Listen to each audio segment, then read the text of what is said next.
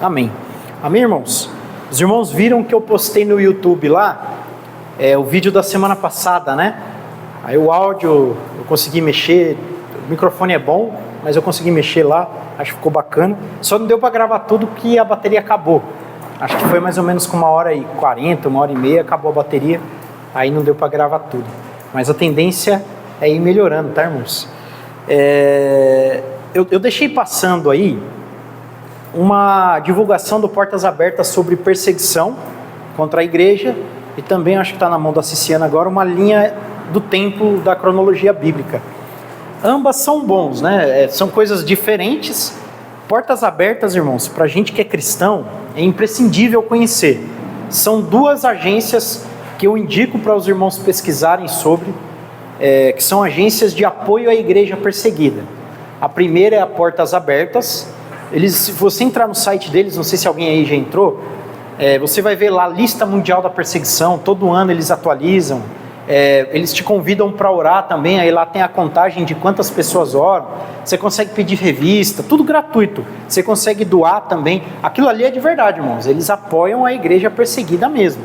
Tem documentários no YouTube de graça também para a gente assistir, muito bom mesmo, recomendo, vale a pena o tempo gasto. A segunda agência é a Voz dos Mártires, é igual a Portas Abertas, é a agência de apoio à igreja perseguida, mas aí fala no geral também, posta notícia, dá para doar, só que é lá de Portugal essa agência. Eles fazem algumas divulgações aqui no Brasil, mas não tem como pedir material deles porque é lá de Portugal, já o Portas Abertas tem. Agora, sobre o material de cronologia bíblica, eu sempre imprimo algumas coisas assim em casa que eu utilizo, né? Como eu falei em geografia bíblica, repito novamente, gente, conhecer a linha do tempo da história da Bíblia, para nós, estudantes de teologia, é imprescindível. Não tem como negociar isso aí, não tem como abrir mão.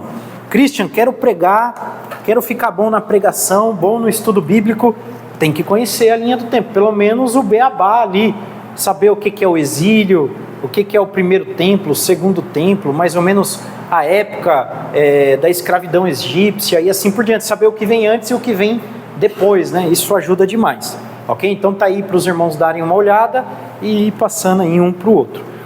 Entrando na unidade 3, meus irmãos, no capítulo 1, nós falaremos sobre Ageu, a casa de Deus, é o grande tema do profeta Ageu. Tem até aquele hino famoso, né? A glória da segunda casa será maior que a da primeira.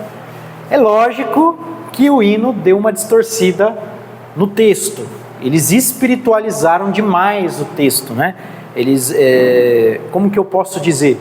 Fizeram uma analogia que o texto não faz. O texto quer dizer outra coisa. Capítulo 2, Zacarias, o Messias virá. É um profeta também tido como messiânico. Capítulo 3, Malaquias, a corrupção sacerdotal dos profetas menores.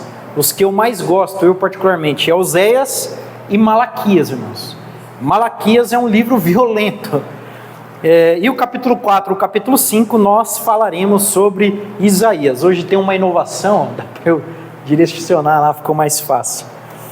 Abra sua Bíblia comigo, no livro de Ageu, capítulo 1, Ageu, capítulo de número 1. A gente vai vendo os slides e aí também a gente vai vendo os versículos para a gente poder ir discutindo, tá?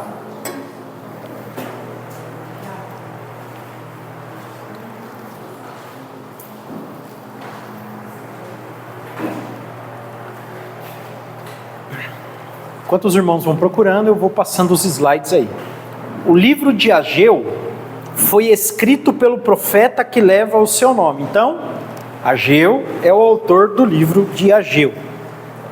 Seu nome significa festa. Estranho, né? Uma pessoa que se chama festa. Por quê? O autor explica. É possível que ele tenha nascido durante o período de festas em Israel. É importante fazer esse comentário, irmãos, porque também dá uma elucidada a mais nos contextos bíblicos.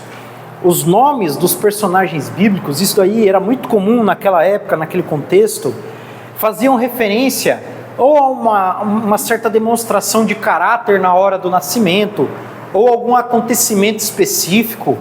Os irmãos vão lembrar do nome do neto de Eli, né? Quem lembra do nome? Quando a nora de Eli deu à luz e ela morreu. E acabou, não é? Foi-se a glória de Israel, não é isso? Ela colocou o nome da criança como uma forma de manifesto. Ela estava se lamentando em relação àquilo que havia acabado de acontecer. O sogro morreu, o sacerdote, o maior dos sacerdotes. Os filhos do sogro, né, o marido e o cunhado morreram.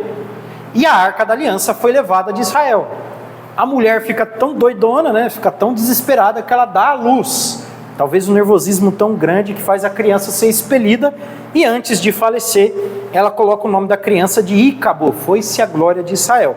Então era comum, tá, irmãos? A maioria dos personagens, a maioria das pessoas tem a ver com isso aí. Os seus nomes têm a ver com isso aí, tá? Por exemplo, o nome Jacó foi mudado para qual nome mesmo, irmãos? Israel, que significa aquele que briga com Deus. Quando que o nome foi mudado? Quando ele lutou com Deus, né, com o anjo do Senhor. E aí o anjo do Senhor fere a coxa dele, fala: agora seu nome não vai ser mais Jacó, agora seu nome vai ser aquele que briga com Deus, né, por conta do contexto. Então, não é prevalecer no sentido de ganhar a peleja, mas no sentido de permanecer. Ele ficou lá. Imagina a canseira, quantas horas ele não teve que ficar agarrado ali, né? Feriu a coxa dele, ele continuou. Então é prevalecer nesse sentido, entendeu? Ele foi tão insistente até o ponto que mesmo todo arrebentado ele conseguiu o que ele queria. Então nesse sentido ele prevaleceu, entendeu? Não que ele ganhou de Deus, mas que ele prevaleceu. Então, só contextualizando aqui, essas questões dos nomes são importantes para nós. MacArthur pontua que Ageu tenha contemplado toda a glória do templo de Salomão. Eu não concordo com isso, tá, irmãos? Por quê? O templo de Salomão, ele vai ser destruído no ano 586. Olha só, 586, Nabucodonosor, ele vai entrar em Jerusalém, pela última vez ali, né, a última parte da destruição, né, a última empreitada dele contra Jerusalém, e ele vai destruir o templo. Depois de mais ou menos 50 anos da destruição do templo, o povo vai voltar do exílio, lá no ano 539, entre 539 e 536. Então são mais ou menos 50 anos, irmãos. E do retorno do exílio até a profecia de Ageu ainda passa-se alguns anos. Então é por isso que eu particularmente não concordo com isso que MacArthur diz. Eu não vejo a possibilidade dele ter contemplado a glória do primeiro templo. Pode ser que tenha visto? Pode ser. Mas é bem improvável pelo lapso temporal, tá bom? Com relação à data de escrita do livro, reporta-se MacArthur quando afirma que a data da profecia não apresenta nenhuma ambiguidade ou controvérsia. A ocasião de cada uma de suas 4 profecias é claramente especificada. Por quê? Porque ele vai datar com base nas coisas que estavam acontecendo. Ele vai citar... Vamos olhar aqui no livro. Lá no capítulo 1, no versículo 1. Como que ele data? No 2º ano do rei Dario, no 6º mês, no 1º dia do mês. Está bem datado. Capítulo 2. No 2º ano do rei Dario, no 7º mês ao 20º do 1º mês. Então, está bem datado, é isso que o autor está falando aqui. Porém, eu ainda bato nessa tecla, são 50 anos de lapso temporal. Eu particularmente não acredito que ele tenha contemplado o primeiro templo. Mas independentemente de ter conhecido, visto a olho nu, ou ter somente escutado sobre... Ele, assim como os demais israelitas, sabiam que o templo de Salomão tinha uma glória infindável, não é? Tanto é que o contexto do livro de Ageu é o que, irmãos? As pessoas estavam desanimadas. Elas não queriam reconstruir o templo. Se você acompanhar comigo, no versículo 2, a partir do versículo 2 do capítulo 1.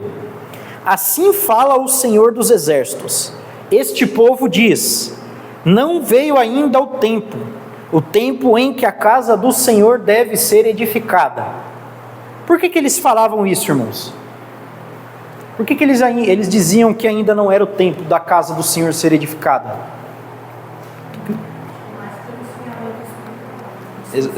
Exatamente. Eles não queriam gastar tempo naquilo. E muitos, além da questão do esfriamento espiritual, que é o ponto focal do que tinha acontecido, né, entre eles, tinha a questão do desânimo. Porque havia anciões entre o povo nesse momento. E o que acontece?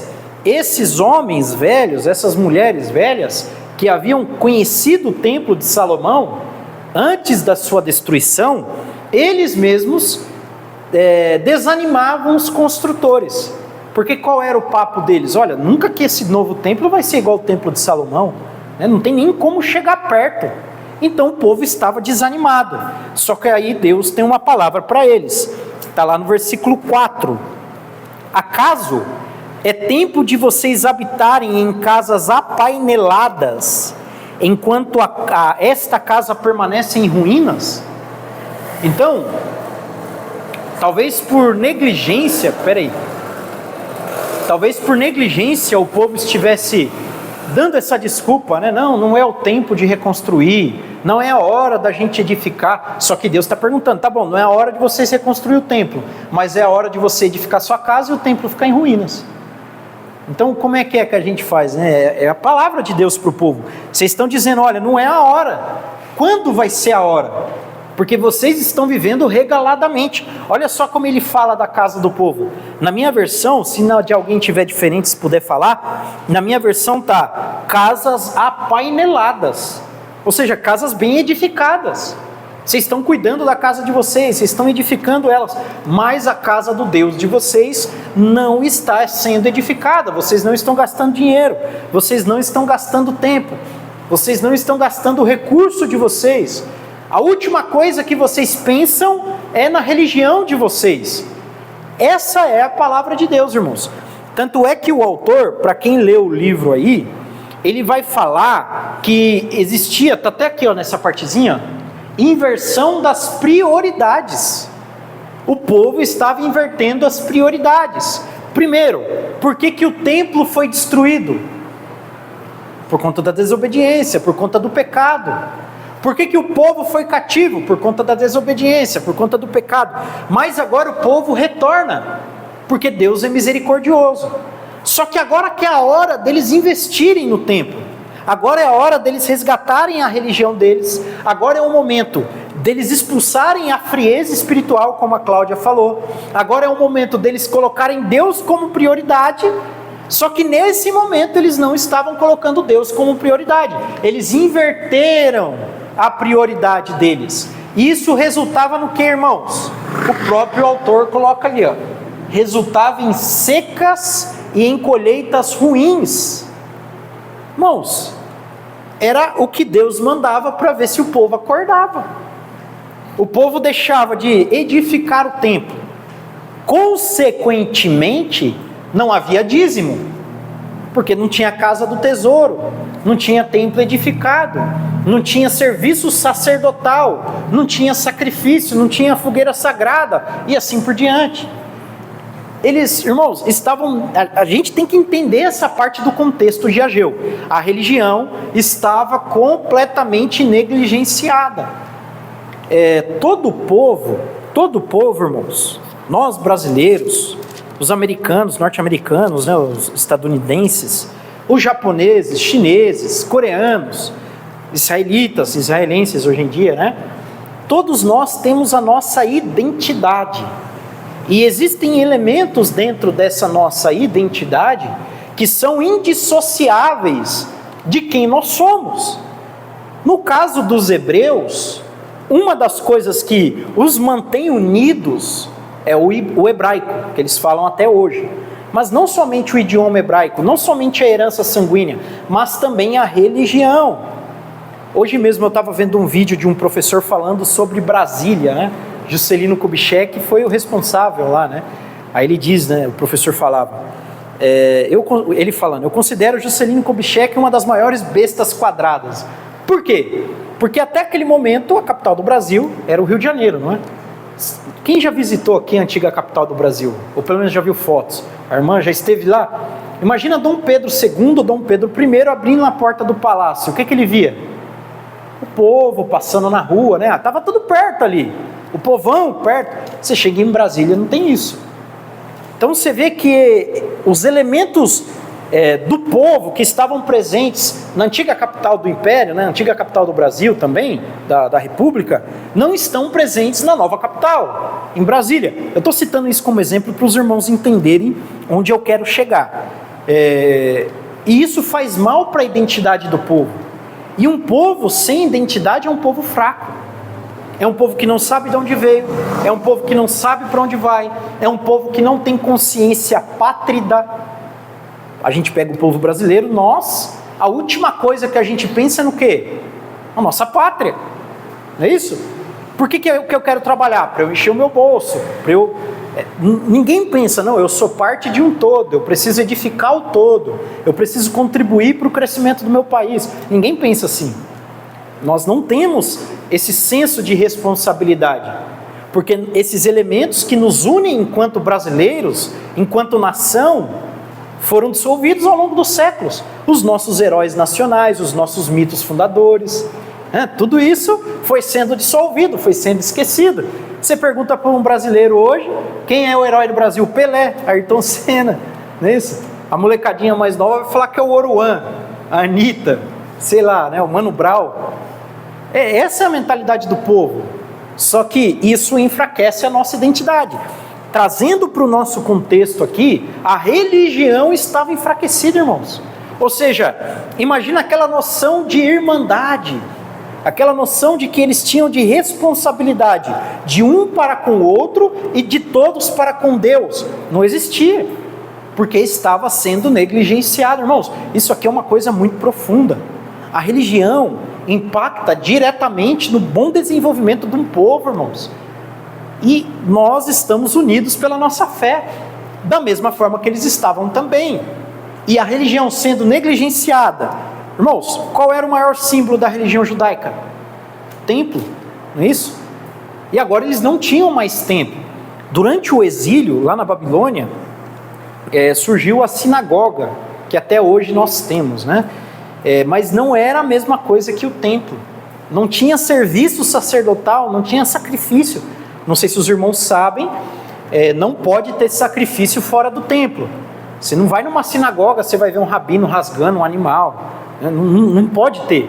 Sacrifício na religião judaica é no templo em Jerusalém. Não tendo templo, é como se a religião não funcionasse. É como se não existisse religião. Não tem. Então, por que eu estou sendo até prolixo nisso aqui? Para os irmãos entenderem, para entrar na nossa mente, para ficar bem fixado, que isso aqui era o ponto mais sério do livro do profeta Malaquias, da profecia dele, é da negligência do povo em relação ao templo. Só que ao mesmo tempo que Deus está comendo o toco deles, Deus também está encorajando eles. Porque, se a gente for ler Malaquias capítulo 2, versículo 9, a glória desta última casa será, na minha maior do que a da primeira, diz o Senhor dos Exércitos, e neste lugar darei a paz, diz o Senhor dos Exércitos. Então, o que é isso? É palavra de ânimo, pois é? 2,9, isso, Ageu 2,9. Eu falei outro livro? Malaquias, nossa, estou com Malaquias na cabeça. É que eu não vejo a hora de chegar em Malaquias. Já chega. Eu falei para o Edgar ontem que o que eu mais gosto desses livros é Malaquias, ele deu risada, não sei porquê. Mas eu gosto bastante mesmo. Mas enfim, aqui no versículo 9 ele está encorajando. Ele está falando, gente, esquece o templo de Salomão e foca no que vocês estão fazendo agora. A gente pode aplicar isso para a nossa vida, irmãos. Quantas vezes a gente fica chorando mágoas passadas, né? E se não existe, irmãos. E se já foi, e se já aconteceu, não é? Aqui era isso. E se o templo não tivesse sido destruído? E se esse templo que eu vou edificar não ficar igual ao anterior? Desculpa o termo, mas que se dane. Vamos fazer um negócio, vamos fazer acontecer. A nossa religião, a nossa fé depende disso. Aplicando para a nossa vida é a mesma coisa. Como eu disse, a gente fica chorando leite derramado. E se eu tivesse feito tal coisa? E se eu tivesse viajado? E se eu tivesse entrado em tal emprego? Não existe isso, irmãos. Existe o futuro. O que eu vou fazer amanhã? O que eu vou fazer depois de amanhã? O ano que vem? Como eu vou planejar minha vida? Não tem como a gente ficar sofrendo por isso. Tanto é que a depressão, uma das grandes raízes dela é o excesso de passado, né? Dizem que a ansiedade é o excesso de futuro e a depressão é o excesso de passado. Deixa eu mudar o microfone aqui, senão ele fica com esse ruído aí. Ele não pega ruído externo. Eles estavam com esse problema de olhar para o passado e esse foco exagerado no passado impedia com que eles pudessem contemplar um futuro. É lógico, irmãos, a gente tem que entender o contexto, principalmente em relação à Arca da Aliança. O que havia acontecido com a Arca da Aliança, irmãos? Na destruição do templo? Sumiu. A gente não sabe se os judeus esconderam, a gente não sabe se os babilônios destruíram, roubaram, a gente não sabe o que aconteceu com ela. Tem um filme do Indiana Jones, né, que ele vai atrás da arca, aquilo ali é lógico que é uma ficção, né? Mas a gente não sabe. Um dos principais elementos da religião judaica é a Arca da Aliança. Eles não tinham a arca naquele momento, mas eles tinham a opção de reconstruir o templo. E Deus havia chamado eles para isso, irmãos. Esse é um momento fundamental na vida da nação. Esse é um momento fundamental na vida da religião judaica. Outro grande problema que havia entre o povo, irmãos, e esse problema existe até hoje entre nós, é o negócio do casamento misto, não é? Se a gente for ler Esdras e Neemias, a gente vai ver que eles tratam desse problema, não é? Inclusive, qual é a exortação para os homens que casaram com mulheres estrangeiras? Separa. Tanto é que a gente vai ver o relato do texto, teve um chororô, né? A mulher foi embora. Eles mandaram até os filhos embora. Aquilo ali foi um caso extremo, não é, irmãos? Por que foi um caso extremo? Justamente por conta disso tudo que eu estou falando, irmãos. Eles promoveram um avivamento espiritual. E os caras entenderam, eu fui casar com mulher estrangeira. Tinha cara que casou com mulher na Babilônia, tinha cara que casou com mulher samaritana, tinha cara que casou com mulher que nem sabia de onde vinha. Ou mais de uma mulher. Isso daí é um elemento corruptor da identidade nacional, da religião do povo. E o que acontece? Se tem uma coisa que a gente nunca mais vai ver na vida do judeu a partir do exílio, é idolatria. E uma das coisas que mais levou o povo a praticar idolatria foi o quê? Casamentos mistos. O que aconteceu com Salomão? Começou a ter um monte de mulher, elas seduziram ele a praticar sua religião. Então os caras, né, os judeus nesse momento, nesse período da história, eles estavam perplexos com a história deles. Eles não queriam cometer os mesmos erros, mas eles estavam desanimados. E eu gosto, irmãos, dessas histórias, como a história de Zorobabel, Esdras, Neemias, o próprio profeta Ageu, que são pessoas que Deus levanta em tempos de crise para encorajar pessoas. Irmãos, tempos de crise, na maioria das vezes, são momentos de desânimo, não é isso? E a gente precisa focar também nesse conceito que muitas das vezes passa despercebido diante dos nossos olhos. Pessoas que Deus levanta para encorajar pessoas. E a gente vai ver que dentro da história, seja na história bíblica, na história da igreja, sempre houveram pessoas que foram levantadas por Deus para fazer a diferença nesse sentido. Para encorajar homens e para encorajar mulheres. Deus nunca deixou o seu povo abandonado, irmãos. Nunca, em hipótese alguma. Se a gente pega esse contexto aqui que nós estamos vendo, que é o contexto do profeta Ageu, e a gente traz para os nossos dias, e a gente começa a olhar a nossa volta, irmãos, parece que os dias de glória da igreja já passaram, não é? A gente pega os irmãos mais antigos, os obreiros, as irmãs mais velhas, tem um certo saudosismo, né? Não, antigamente era assim, antigamente era assado, antigamente o povo parece que era mais santo. Realmente, irmãos, A gente tem essa impressão de que antigamente o negócio era diferente. E com certeza era, né? As épocas mudam. Mas como eu já disse em outros momentos aqui, eu volto a dizer, a gente não pode ficar preso no passado. Quem tem que construir a nossa história, irmãos? É a gente. A gente tem que construir a nossa história. E a gente fica atrelado a líderes fracos.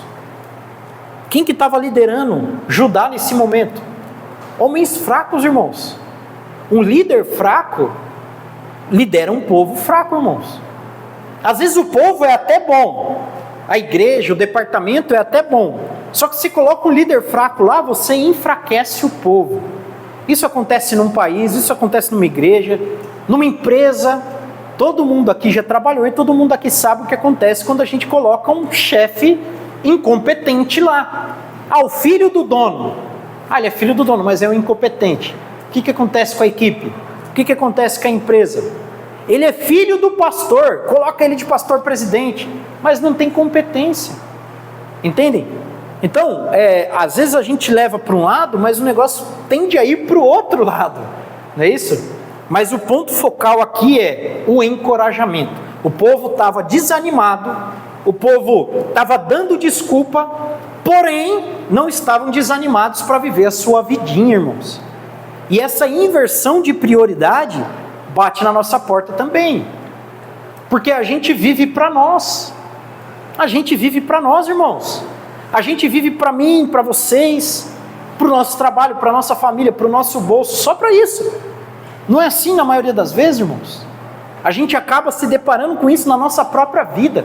A gente faz planos para a nossa vidinha pessoal. E sabe qual que é o maior problema?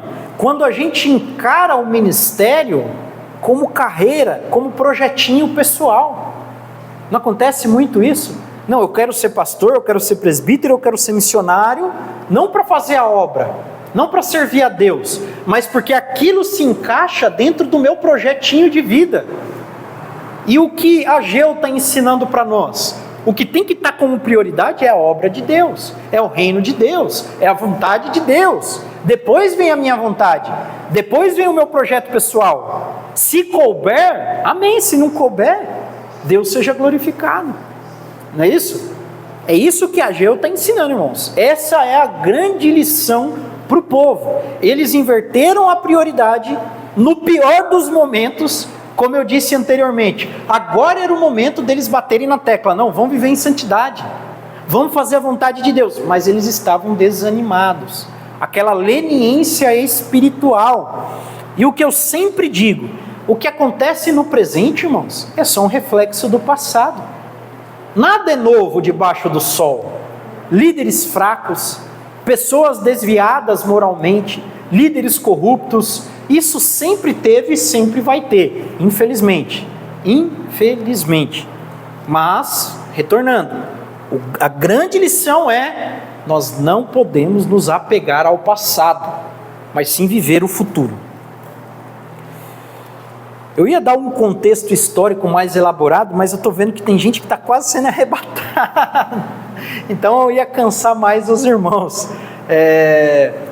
Mas recapitulando, para a gente entrar no capítulo 2, irmãos. Ageu é uma profecia extremamente curta, porém com um peso muito grande, principalmente para os nossos dias. Como eu falei, a questão da prioridade é um dos pontos principais do livro do profeta Ageu. Qual é o grande tema? A casa de Deus. Eu perguntei para um obreiro, eu já fiz essa pergunta várias vezes, né? Para várias pessoas. Irmão, o que é a glória da segunda casa? E às vezes a pessoa responde certa, né? Mas na grande maioria das vezes, o que a pessoa nos fala? A glória da segunda casa é que você vai ser abençoado. Não é isso que o hino fala? Infelizmente, é essa visão que as pessoas têm, por conta da distorção textual. Não é isso que o texto está ensinando, irmãos.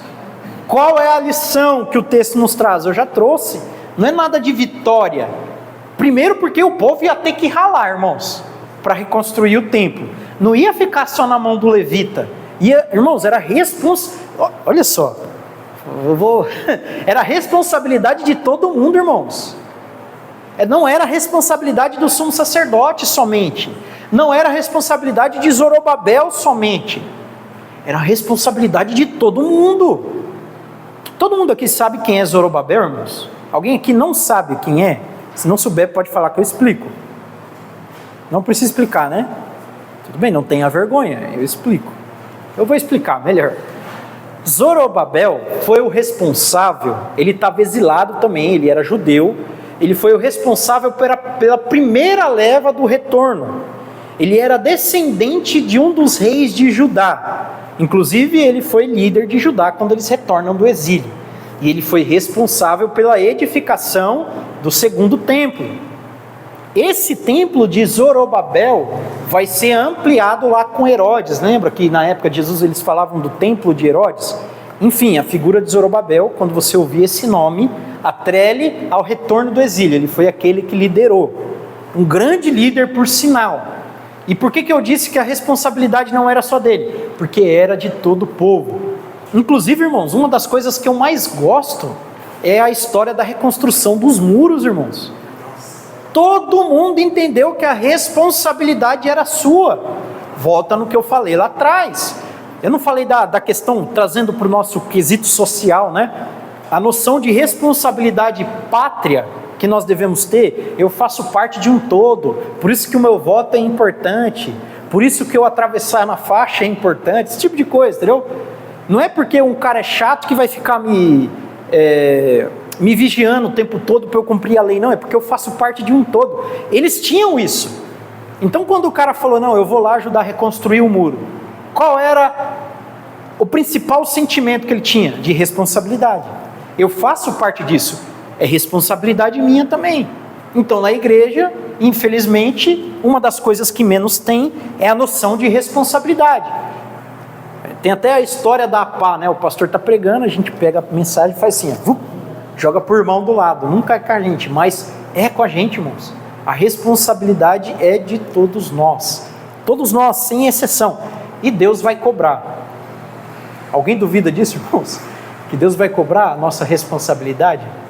De nós não a termos cumprido? Deus vai cobrar, irmãos, isso é fato. Pode ser em vida, pode ser na eternidade, evidentemente, mas Deus cobra, irmãos, porque aquilo que nos é responsabilidade é intransferível, irmãos, é personalíssimo, como se fala na linguagem do direito, né? Não pode ser transferido para outra pessoa, é nosso, cabe a nós. É igual ao nosso dever familiar. Eu sou pai, eu sou marido. Quem tem que cuidar da minha família? Eu. Quem tem que ser pai? Eu. Quem tem que ser mãe? Ela. Não tem como terceirizar. Nós vivemos na geração que terceiriza, não é? A menina tem filho com qualquer um e ela terceiriza a criação do filho dela para a avó. E aí cresce um filho de vó, sem presença paterna. A mãe tem 5, 6 filhos, um de cada pai, né? Assim que está essa geração. E vai virando uma bola de neve, por conta da tal da responsabilidade. Qual é o sonho dessa geração? É viver todos os prazeres possíveis com o mínimo de responsabilidade. Eu até vi uma sátira esses dias e é verdade. Qual é o único ser da terra que pode ter o que quer, viver o prazer que quiser sem responsabilidade nenhuma? É um bebê, não é isso? Somente os bebês de colo, irmãos, que vão chorar, vão ter o que quiser, mas não tem responsabilidade nenhuma, porque à medida que você cresce, mais responsabilidades você tem. A noção que Ageu nos quer trazer é essa, amém? Alguém tem algum comentário sobre Ageu? Alguma dúvida?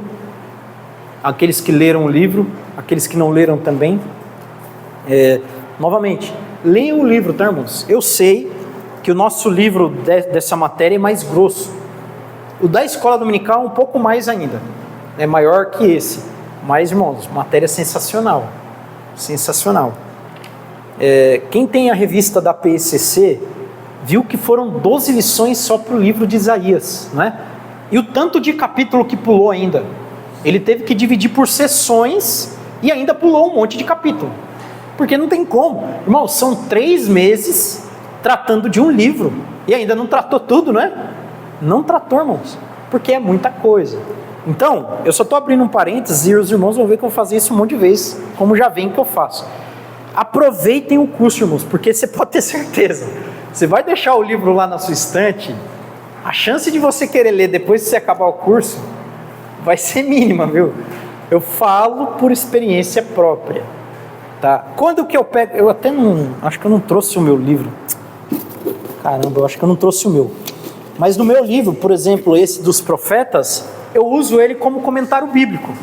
Isso daí vai servir de grande valor para os irmãos, né? Sobre os 12 profetas menores, os profetas maiores, tem um monte de informação. Então, por exemplo, o professor que foi dar as primeiras aulas de Isaías, se ele recorresse ao livro, poxa, ia ter um grande comentário bíblico, um grande esboço. Uma coisa que eu uso muito é a introdução do Novo Testamento. De quem? Eu uso quando vou dar aula. Para mim é das principais matérias do nosso curso. Introdução ao Novo Testamento. Para mim, as principais matérias para formação teológica, não que as outras não sejam importantes. Introdução ao Novo Testamento, hermenêutica, cristologia, são as 3 principais para mim. Porque, irmãos, para nossa formação, irmãos, por isso que eu estou falando, aproveita esses 24 meses, irmãos. Vai lendo de pouquinho em pouquinho em pouquinho, acompanha com a Bíblia também. Vocês vão ver, no final, a Ciciana e a Carminha estão quase acabando. Mas a gente pega, por exemplo, começou há pouco tempo, né? Começou agora, mês passado, né? O Edgar começou ano passado, tem irmãs que estão na metade, um pouco mais da metade. Aproveita, irmãos, aproveita. Sentar na cadeira e ouvir um professor falar, né? Ter a oportunidade de discutir, irmãos, é muito bom, é muito bom. Infelizmente, eu já vou iniciar o livro de Zacarias. Infelizmente, isso aqui deveria ser uma coisa comum e gratuita nos ministérios. Esse tempo de discussão, matérias de qualidade, ensinos de qualidade, de fato, deveria ser um negócio assim, extremamente presente no nosso ministério, irmãos, nas nossas igrejas. Porque dá qualidade para nós, não é? Você vai estudando, você vai aprendendo. A nossa fé, ela fica firmada. Eu, pelo menos, tenho essa experiência. Quando eu comecei a estudar, eu sempre fui muito curioso com o negócio de ciência, né, filosofia e tal. No começo, abalava muito a minha fé. Eu confesso para os irmãos que eu já cheguei a pensar, será que Deus existe? Já cheguei várias vezes, não sei se os irmãos já passaram por isso. Será que eu não estou me enganando aqui? Porque você vai estudando, você vai falando, caramba, que negócio estranho é esse aqui? Só que é uma fase dos estudos. Depois você avança uma fase e você fala, não, é verdade, ele existe sim, é inegável. Não tem como negar isso aqui. A primeira fase é um pouquinho fria, né? Mas depois o negócio esquenta de novo, irmãos. Pode ter certeza. Você pode ver que principalmente o jovem que começa a estudar teologia, ele vira calvinista, né? Aí ele começa a negar os dons, começa a negar o pentecostalismo. Aí depois o cara vai amadurecendo, a tendência é se voltar para isso, porque não tem como, irmãos. Você lê a Bíblia, você estuda a Bíblia, você fala, meu, é isso aqui. Não tem como. Não tem como. É isso aí, irmãos. Vamos lá. Zacarias. Zacarias era um nome bastante comum nos tempos bíblicos. Hoje eu vi um meme no Instagram, né? Eu até postei na página do nosso curso. Eu, quando descubro que João Batista e o apóstolo João eram pessoas diferentes. Aí o cara com o queixo caído assim. Muita gente não sabe disso. Eu, quando me converti, não sabia disso. Eu fui descobrir depois de um tempo que João Batista e o apóstolo João eram 2 pessoas diferentes. Eu fui descobrir depois de um tempo que Judas, que escreve a epístola de Judas, era uma pessoa diferente de Judas que traiu Jesus. Por que eu estou fazendo esse comentário, irmãos? Tem pregador, eu já vi isso acontecer, que ele está falando de um personagem achando que é outro. E pode acontecer com a gente, se a gente não analisar sobre quem a gente está falando. Por isso que o autor, ele foi muito feliz aqui em mostrar que Zacarias era um nome comum. A gente tem o profeta Zacarias, não tem? E como que era o nome do pai de João Batista? Zacarias. Se é um leigo, se é uma pessoa que não se tocou muito bem o que está acontecendo, que não entende muito bem a cronologia, vai falar, é a mesma pessoa.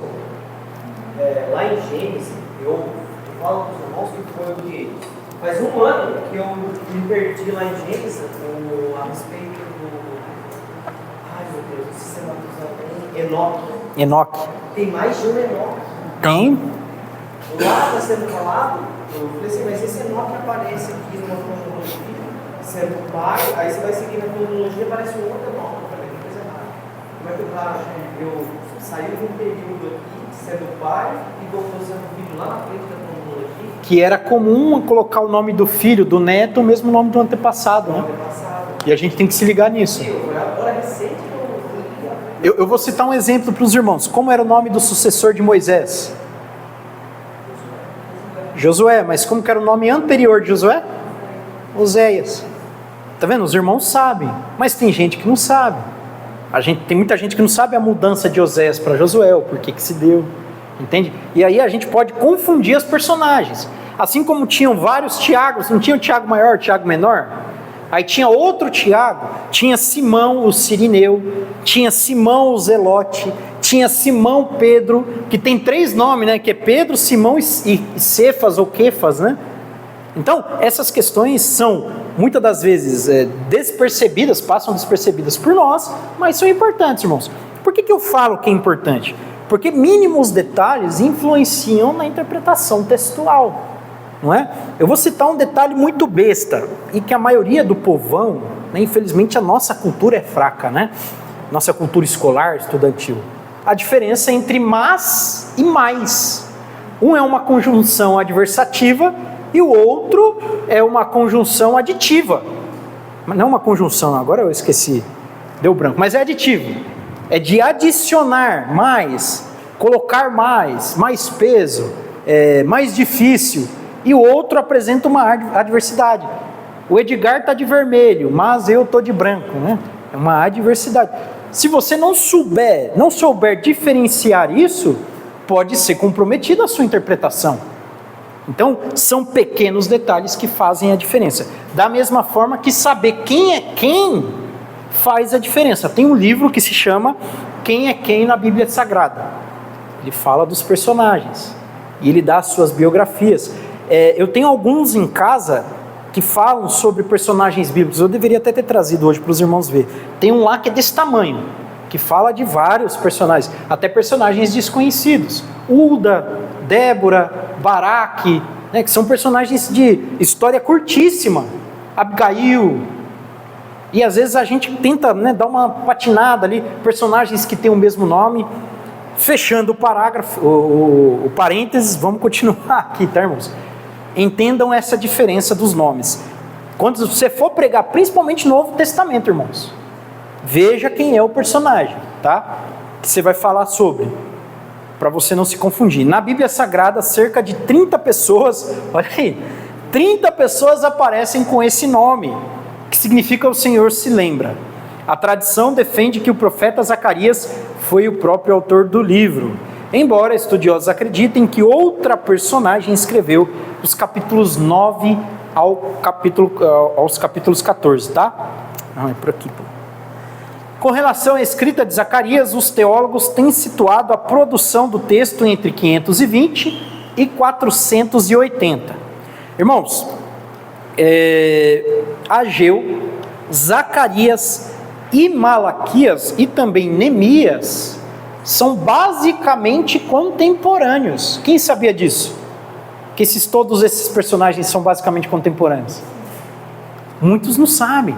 E por que é importante saber? Para você ligar os eventos.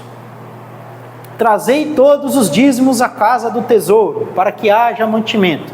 Se você for abrir o livro Esdras, Neemias, você vai ver que tinha um cara morando dentro da casa do tesouro, não tinha? Quem já leu essa passagem? Até se alguém puder achar, por favor. Eu não lembro se é em Esdras ou se é em Neemias que fala que ele expulsou o cara da casa do tesouro. Eu acho que era Sambalate que estava morando lá, se eu não me engano. Se puder achar, me dá essa força, eu agradeço. Mas são eventos próximos. E qual que é o grande problema de ter um cara morando na casa do tesouro, irmãos? A casa do tesouro não é a casa do Kiko, não, brincadeira.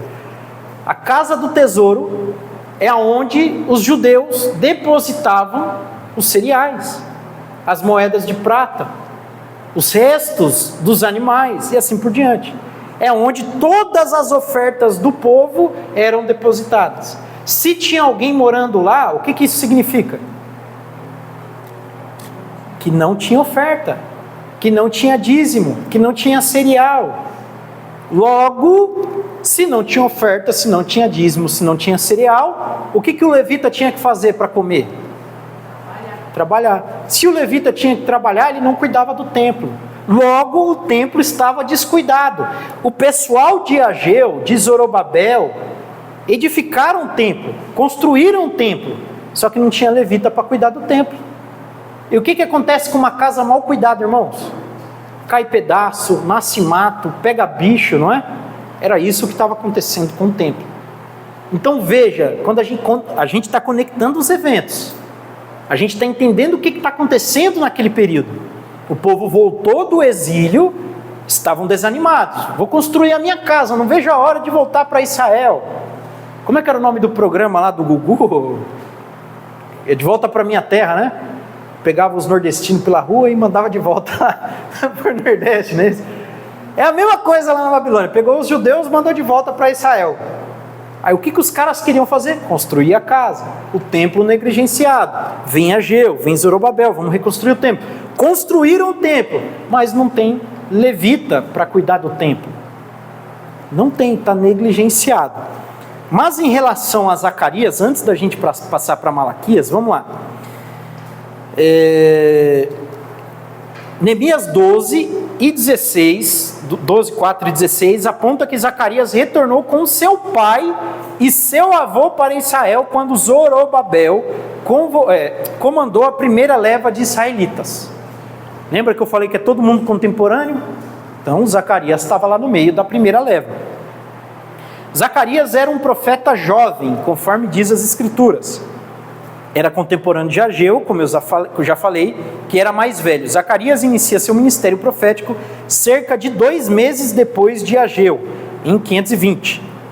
Qual é o grande tema de Zacarias, irmãos?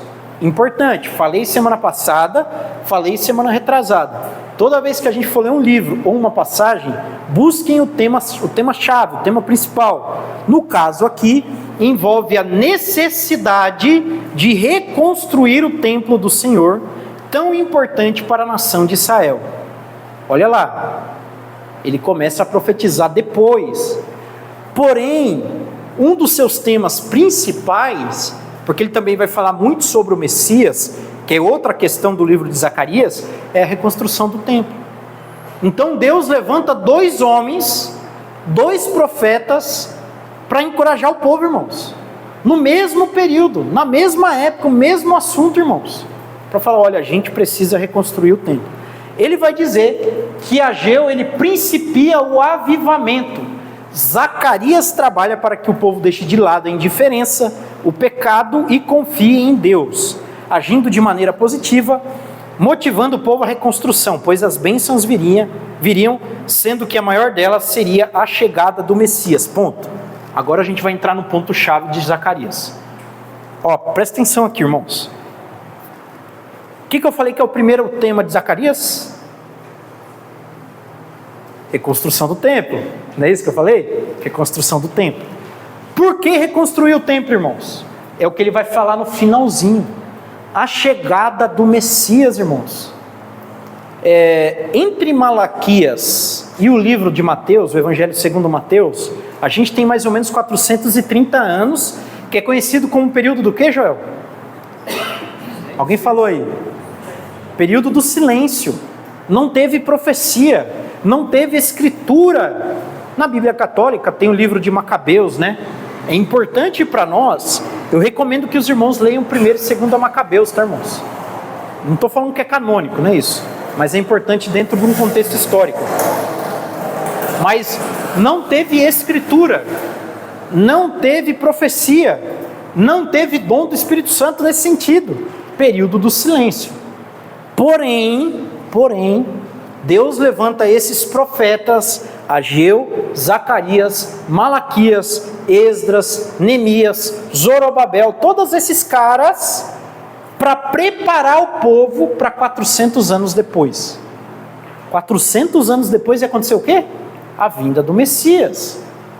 Então, qual que é a ideia aqui, irmãos? Olha lá, eu falei que a gente está pegando os fatos e colocando tudo na mesa. Deus queria preparar a religiosidade do povo, irmãos. Tanto é que quando Jesus vem, o que tem? Tem templo, tem sacrifício, tem fariseu, tem saduceu, tem profecia. Não tinha João Batista? Não tinha homens e mulheres piedosos, irmãos? Isabel, Zacarias, o próprio José, irmãos, Maria. Eu esqueci o nome daquela mulher que queria ver o Messias. Quem lembra o nome dela, irmãos? Fala no livro de Lucas, que ela faz uma oração, que ela era viúva e ela vivia no templo. Esqueci o nome dela. Não é Ana, não. Eu não lembro o nome. Enfim, havia pessoas piedosas na época de Cristo, graças a essa preparação prévia, irmãos. A gente vai ver, eu não me recordo agora a matéria que a gente vai ver, salvo engano, é Introdução ao Novo Testamento.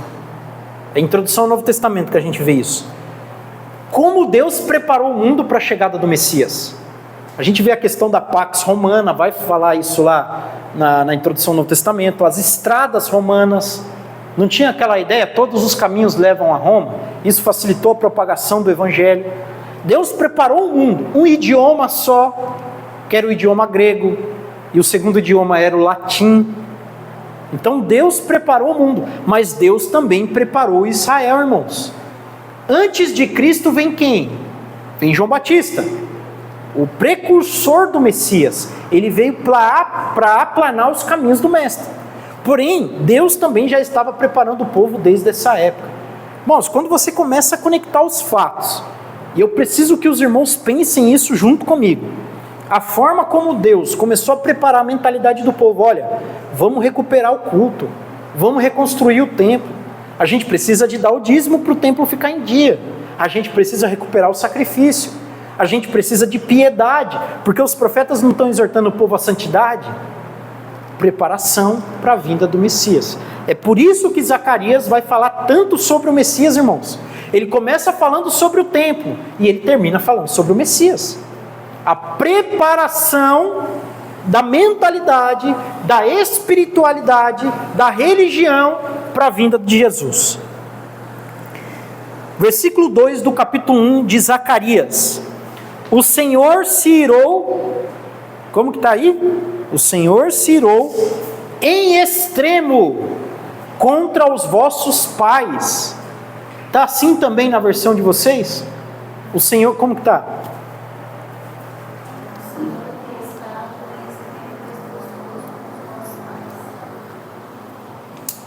Se a gente analisar o sentido das palavras, e eu gosto disso, o profeta usa a palavra extremo, irmãos. O que é extremo? Alguém pode me definir o que é extremo? É o máximo. Ou seja, Deus estava tão irado, estava com tanta raiva que não tinha como ficar com mais raiva. Ele estava irado ao extremo com os vossos pais. É isso que o profeta está falando. Ele está chamando a atenção do povo. Ele está fazendo uma anamnese. O que é anamnese, irmãos? É você lembrar, você buscar memórias e entender o porquê que aquilo está acontecendo. Por que o povo estava na miséria? Por causa dos antepassados. Por que o templo foi destruído? Por causa dos antepassados, e assim por diante. Então Zacarias está falando, olha, Deus estava irado com seus pais. Versículo 3. Portanto, diz-lhes, assim diz o Senhor dos Exércitos, tornai-vos para mim, e eu me tornarei para vós outros. Então, olha ali a questão condicional, né? Zacarias diz, Deus estava irado com o pai de vocês, porém, se voltem para o Senhor, e Ele vai se voltar para vocês. O que é tornai-vos, ou se voltem para mim? O que é isso, irmãos? Eu vou falar grosso modo, se converte. Conversão e se tornar é a mesma coisa, o mesmo sentido. Tem um termo teológico, que é grego, que nós utilizamos, creio que os irmãos já devem ter ouvido, que é o metanoia, mudança de mente. O profeta está chamando o povo para fazer o que, irmãos? Mudança de mente, transformação de mente. Gente, para de ser fraco, para de ser desanimado, para de pensar no passado, vamos pensar no presente, vamos pensar no futuro. O Messias vai vir. Vocês não estão esperando o Messias? Vocês não estão esperando a redenção do povo? Vocês não estão esperando o dia do Senhor? Então tornai-vos para o Senhor, e Ele se tornará para vós. Vocês não estão cansados de praga na plantação? Vocês não estão cansados de exército invadindo Israel?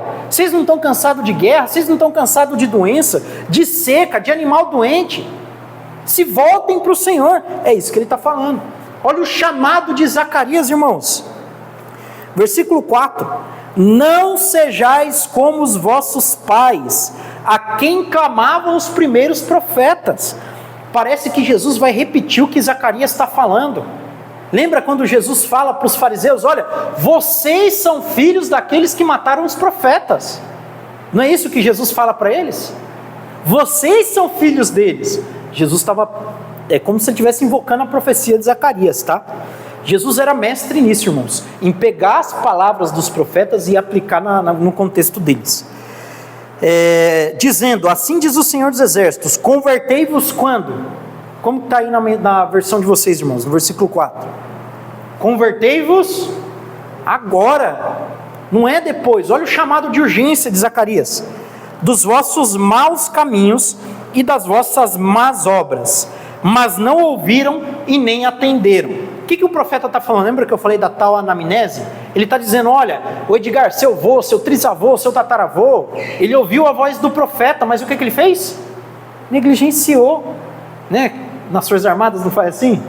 Negligenciou, irmãos. A gente pode aplicar para nós.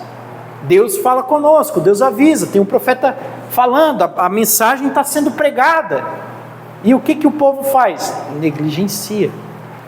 Zacarias está dizendo o seguinte: olha, vocês não podem cometer o mesmo pecado do pai de vocês. Qual foi o pecado? Negligência, indolência, desobediência. Então o chamado é simples, é só não fazer o que eles fizeram. Faz diferente, obedece, ouve. Para de ser um povo de dura cerviz e faz o que é para fazer. Indo adiante aqui. Você vê como quando tiver Atual. a gente está vivendo isso aí. Está vivendo. Quando a gente começa a ler mesmo, não tem diferença nenhuma. Eu gosto disso, irmã, eu gosto dessa visão. Porque realmente, quando a gente começa a ver, analisar, a gente fala: meu Deus, o que tem de diferente? Tudo igual, né? Tem uns remanescentes que Deus preserva, né? Mas você vê que tem muita podridão, seja no âmbito eclesiástico ou no âmbito social, no mundo aí fora também, né? Nós falamos disso também na semana passada, né? Não muda. Semana passada a gente citou o menininho lá, né? O profeta lá do The Power, The Life, né? Eu não lembro qual o profeta, irmãos, que ele diz o seguinte: que por falta de líderes, eu vos darei meninos por líderes, por juízes. Ou seja, porque não tem homem, Deus dá meninos para mostrar a incompetência dos homens. Olha só que negócio forte, né?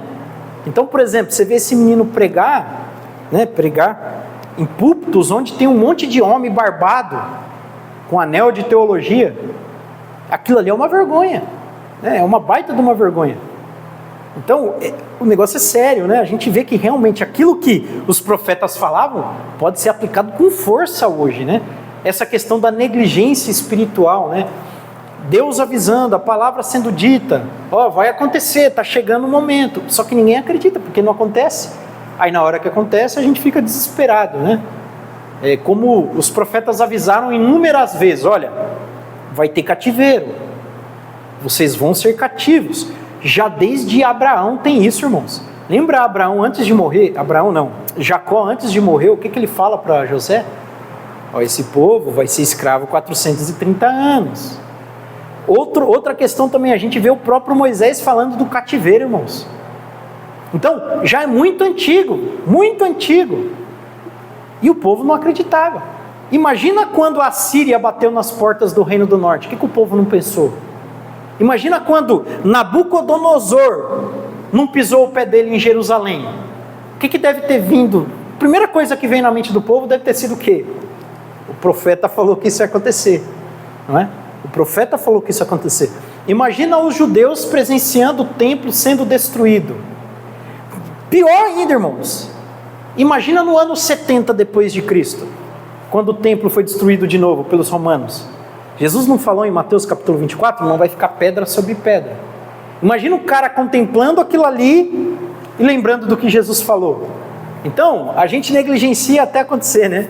Infelizmente. Sua mensagem tinha o intuito de despertar o povo desanimado e frio para com as coisas espirituais. Irmãos, é coisa muito parecida, né? Ageu e Zacarias têm esses pontos parecidos, com exceção da questão do Messias que eu já falei, que era uma preparação espiritual, tá? Aqui são as visões de Zacarias. Eu não vou me ater a isso, eu recomendo que os irmãos leiam. Ele vai ver lá, salvo engano, 4 visões que ele vai ter. E é importante que os irmãos tenham isso em mente, pelo menos o beabá, tá, irmãos? Não precisa decorar o negócio, teve tantas visões, ele viu tal. Pelo menos o beabá é importante que a gente tenha, tá? Para conhecer o conteúdo do livro. Malaquias, capítulo de número 1. Eu vou analisar os slides com vocês, mas também a gente vai usar bastante o texto.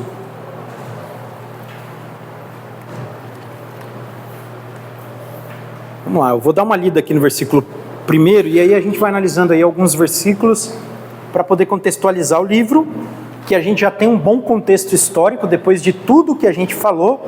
Lembra que eu falei, só fazendo uma breve recapitulação pós-intervalo, Ageu, Zacarias e Malaquias são contemporâneos. Então Malaquias tem um tema, em tese, mais parecido com o desses outros 2 profetas anteriores a ele, tá? Versículo 1. Sentença pronunciada pelo Senhor contra quem, irmãos? Israel. Isso é importante na análise textual dos livros dos profetas. Por quê? Porque o profeta, num livro, ele vai narrar diversas profecias. E às vezes o objeto da profecia, a pessoa a quem o profeta se dirige, muda. Por exemplo, você vai ver o próprio Isaías, ora profetizando para Israel, ora profetizando contra os edomitas. Você vai ter outros profetas também que profetizam contra outras nações, outros povos, ou até pessoas específicas. Por exemplo, a gente vê Jonas tendo uma relação bem direta com Nínive. Agora, Malaquias, ele já expõe desde o princípio que a sentença dele, a palavra dele é direcionada contra Israel.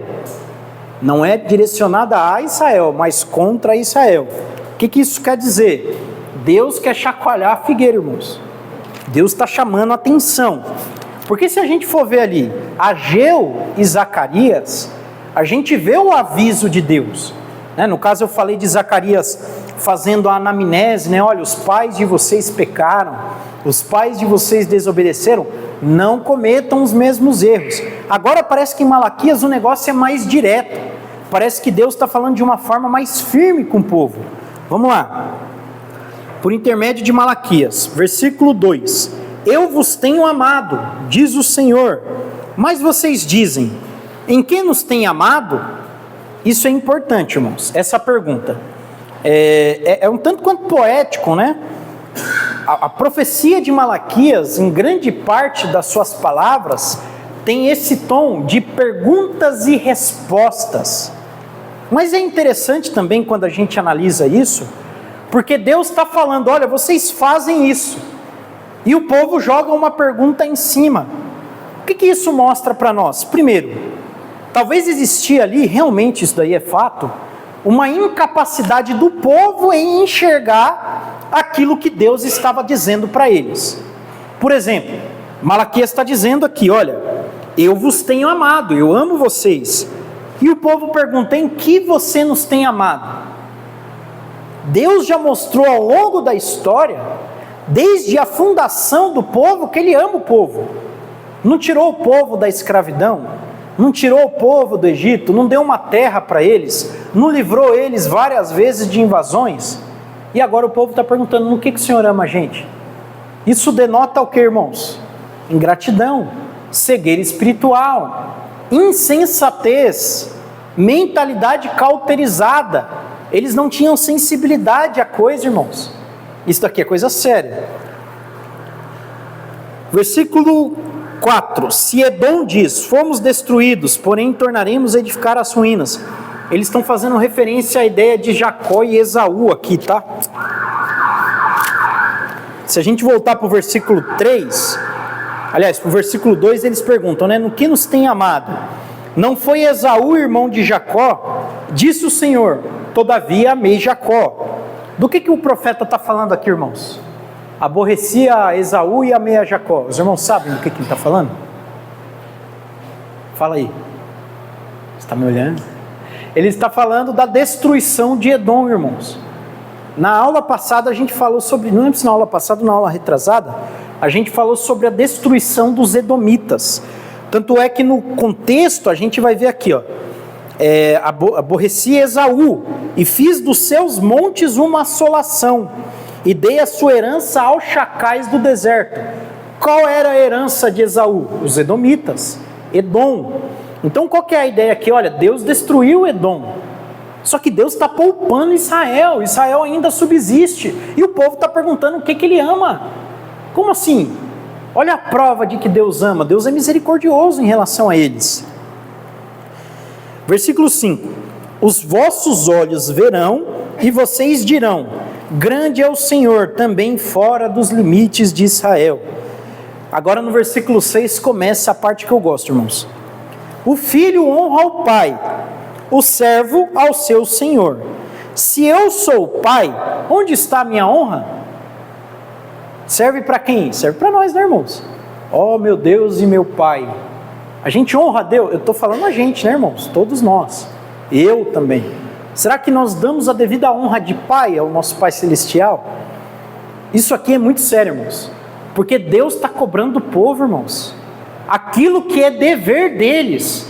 A gente falou um pouquinho na aula de hoje sobre a questão da responsabilidade, né? A noção de responsabilidade pátria e tal. E aquilo que é personalíssimo não pode ser transferido para outra pessoa. Logo, se era responsabilidade do povo honrar a Deus, Deus não deveria, pelo menos não deveria em tese, né, cobrar o povo a honra que ele merece. Se é responsabilidade da igreja pregar, por que Deus vai cobrar a gente de pregar? Se é nossa responsabilidade. Se ele está cobrando é porque a gente não está cumprindo nosso papel. Da mesma forma, se Deus estava cobrando honra do povo, é porque o povo não estava honrando a Deus. Se eu sou o pai, onde está minha honra? E se eu sou o Senhor, onde está o respeito para comigo? Porque chamar Deus de Senhor é uma coisa, tratá-lo como Senhor é outra coisa diferente. Então, o que isso quer dizer? O que a gente precisa entender aqui no texto? Vamos buscar a situação espiritual do povo. Hoje a gente falou de inversão de prioridades, a gente falou de pessoas que deixam as suas responsabilidades de lado, responsabilidades cívicas, porque isso é indissociável da religião, tá, irmãos? Um bom cristão é por natureza um bom cidadão. Os irmãos sabiam disso, né? Um bom cristão é por natureza um bom cidadão. Isso daí não tem como negar, tá, irmãos? Indissociável. O cristão, ele só vai ser considerado um marginal no dia que a lei contrariar a palavra de Deus. Fora isso, o cristão, nós cristãos, devemos ser os primeiros a cumprir a lei, a andar conforme as regras. Só que aqui a questão é mais embaixo. Deus está falando, olha, vocês não me respeitam. Por que o povo não estava respeitando a Deus? O que estava evidenciando isso, irmãos? A falta de zelo, a falta de disciplina espiritual. Então veja, o buraco em que eles estavam enfiados, irmãos. Versículo 7. Vocês oferecem sobre o meu altar o quê? O que está escrito aí, irmãos? Pão imundo, irmãos. O que significa isso? Um sacrifício que não presta. Um sacrifício que não tem validade. Eu canto um hino que não presta. Pão imundo. Se é um hino que não presta, não é hino, né? O tanto de música que tem na igreja que não presta, que é pão imundo, né? Trazendo para os nossos dias. Deus está cobrando o povo, vocês estão me oferecendo sacrifícios que não prestam. Pão imundo.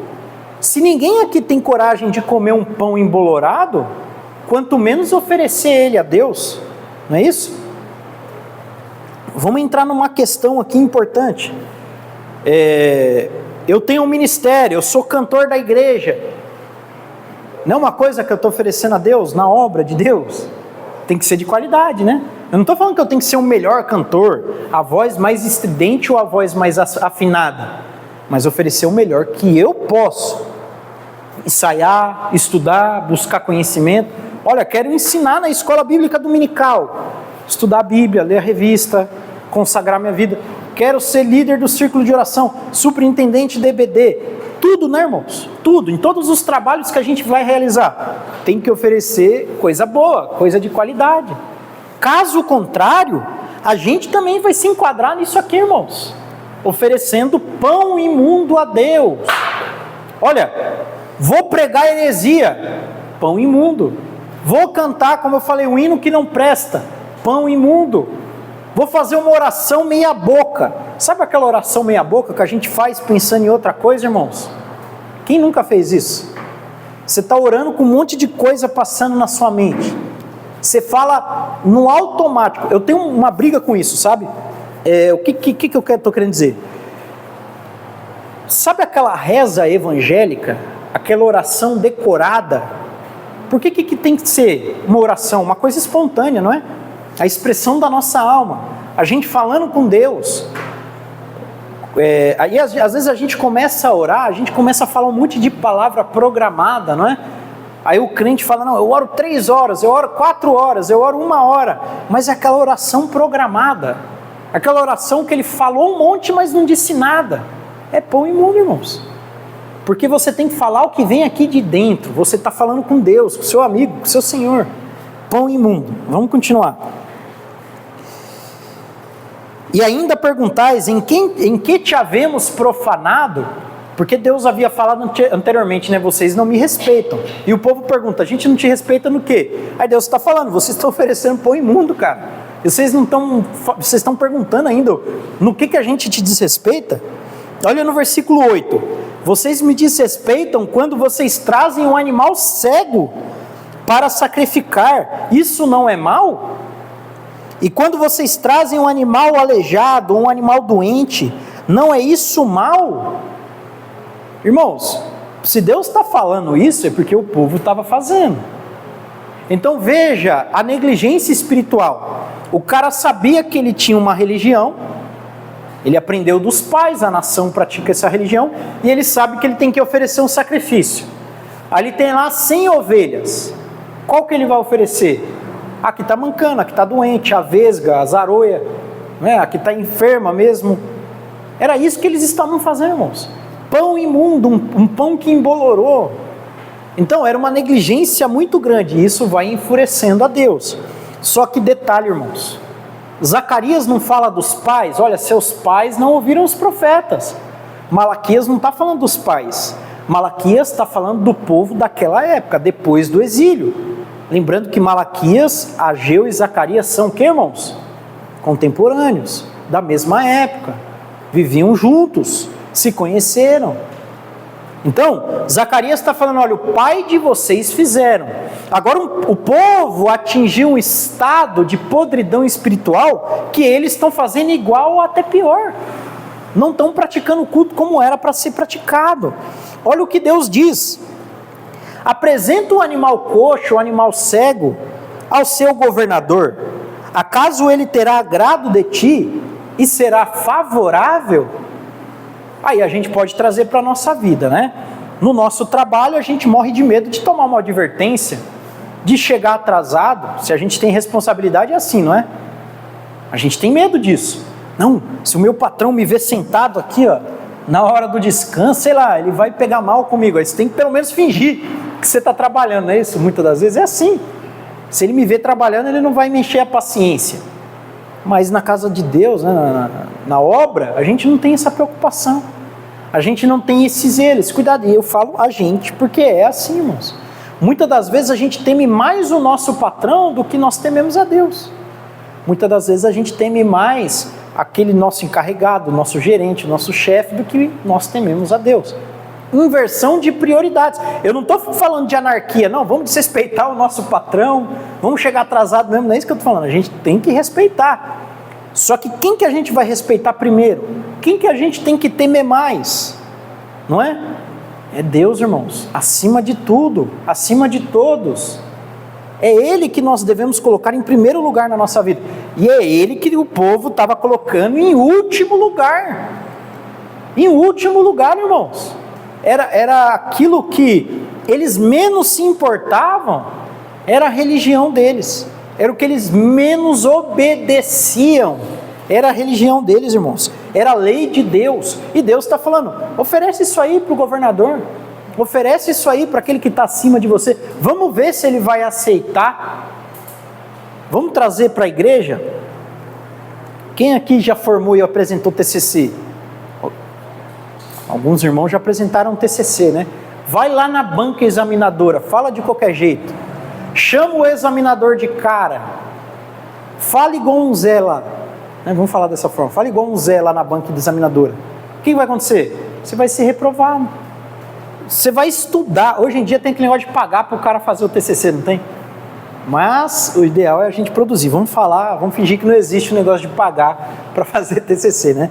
O cara vai estudar, vai se planejar, vai escrever as laudas lá do TCC, vai ler, vai reler, vai ensaiar. E aí quando ele vai apresentar, ele vai dar o melhor dele. E na hora de pregar? Deixa para a última hora. E na hora de dar lição da escola bíblica dominical? Não tem a lição mesmo. Irmãos, eu já vi gente que pega a lição na hora de dar aula. Quem nunca viu isso? Fulano vai dar aula de escola dominical, a lição está na igreja, nem levou para casa. Pega lá na hora. Aí, qual que é a primeira coisa que o cara começa a fazer? Ficar lendo a lição ali, ó.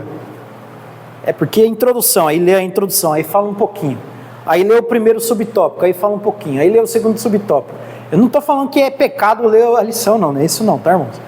Mas eu estou falando que geralmente quando o cara não se preparou, está inseguro, ele começa a fazer isso. Mas eu não estou falando dessas questões do cara que está inseguro, eu estou falando do cara que não leu mesmo, que não se preparou mesmo, que negligenciou. Eu uso slide na minha defesa. Não, mas o slide é bom, que é esboço.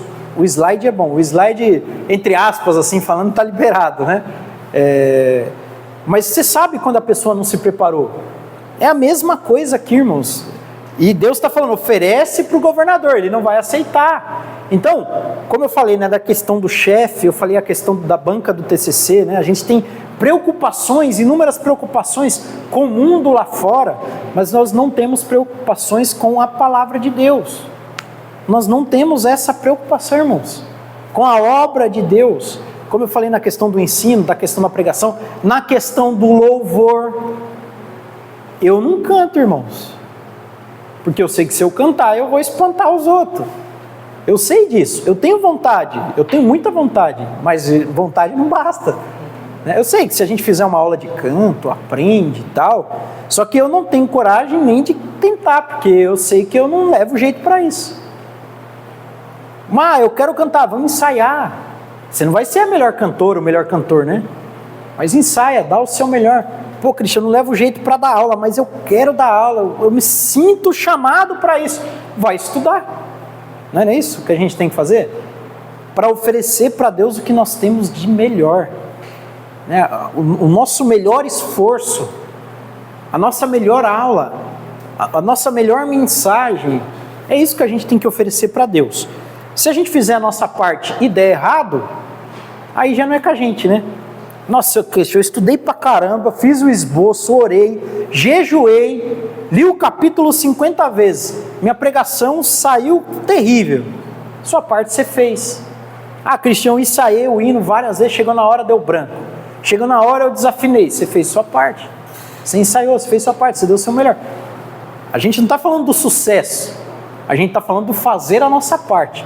E o povo não estava fazendo a parte deles, irmãos. A gente vai chegar no capítulo 3 já, no capítulo 3, versículo 10, que é um desdobramento disso, irmãos, do povo negligenciar. Tem uma igreja lá na Zona Norte, que desde que eu era moleque eu passava lá, e é o mesmo letreiro. Aí cada ano que você passa cai uma letra. E eles não repõem a letra. Aquilo ali não é uma negligência? É só o cara ir lá e pregar a letra de novo. Mas não tem obreiro para fazer isso, não tem pastor para fazer isso. Negligência. E aquilo ali, a gente está falando de um templo evangélico, né? Uma casa de reunião evangélica. Imagina o templo de Deus, irmãos. O templo de Jerusalém. A seriedade do negócio. Vamos lá. Versículo 9. Agora, pois, supliquem o favor de Deus, que nos conceda a sua graça, mas com tais ofertas nas suas mãos, aceitará ele a vossa pessoa? Olha a pergunta do profeta. Vocês estão oferecendo o pior, e vocês querem que Deus ofereça o melhor?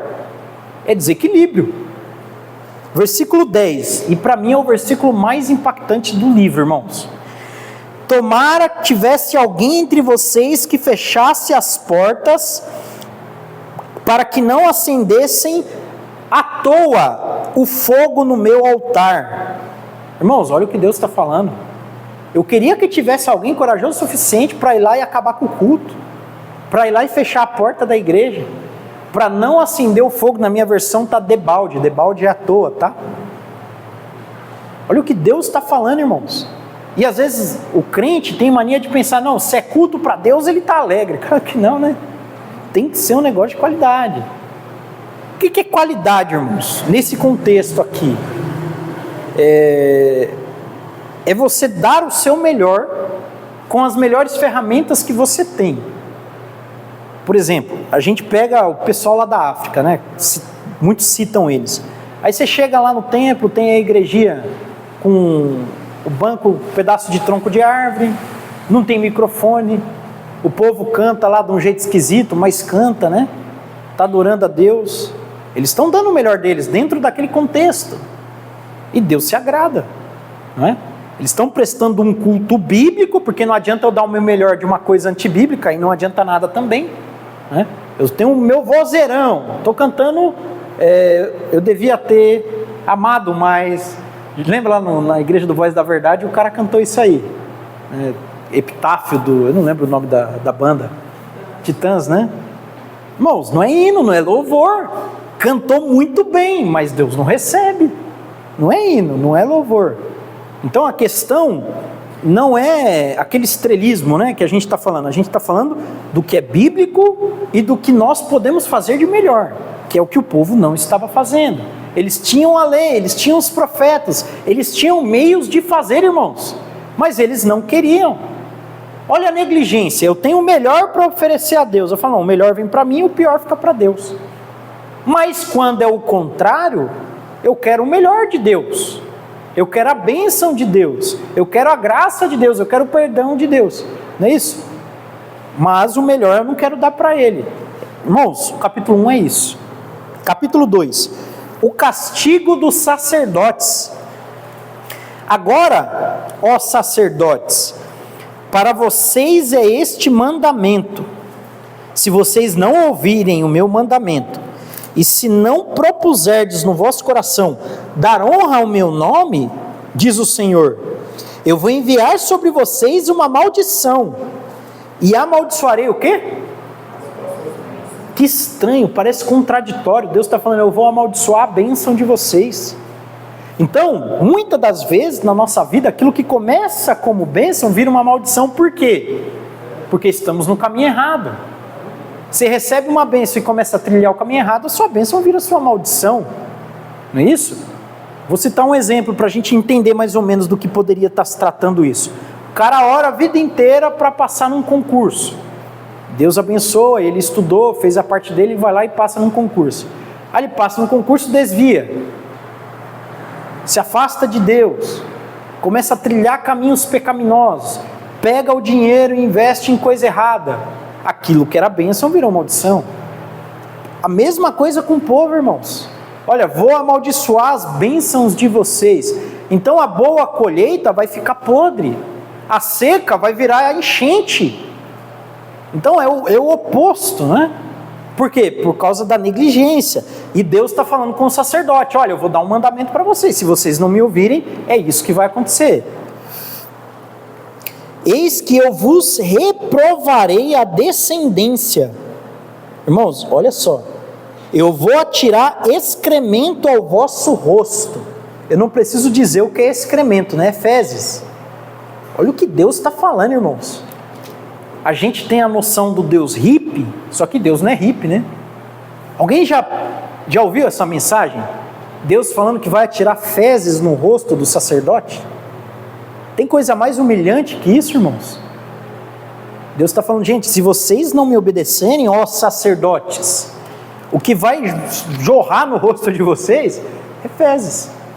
É forte mesmo a linguagem que o profeta está usando, que Deus está falando, mas é a forma de Deus expressar a sua ira. A gente não leu anteriormente, Deus está irado em extremo, ao ponto de atirar fezes no rosto dos sacerdotes. Excremento dos vossos sacrifícios, e para junto destes sereis levados. Então eu não vou só atirar fezes no rosto de vocês, eu vou jogar vocês no meio das fezes. Olha só, linguagem fortíssima. Então vocês saberão que eu enviei este mandamento, para que a minha aliança continue com Levi, diz o Senhor dos Exércitos. A minha aliança com ele foi de vida e de paz. Indo adiante aqui, meus irmãos.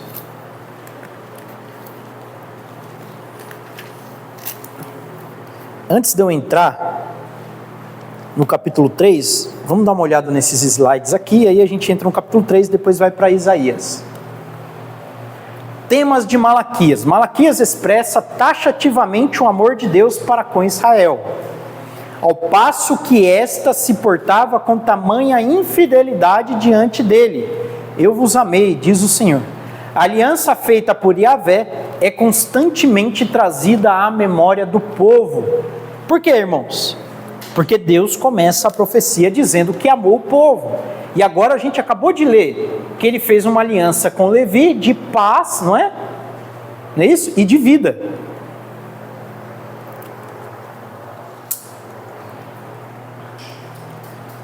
O contexto histórico de Malaquias aponta para um período em que o templo havia sido reconstruído.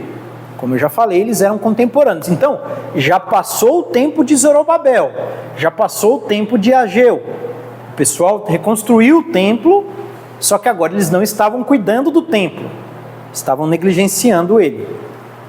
Embora esse templo não fosse tão glorioso quanto o templo de Salomão, os judeus estavam desanimados, frios, porque a prosperidade que almejavam não tinha chegado.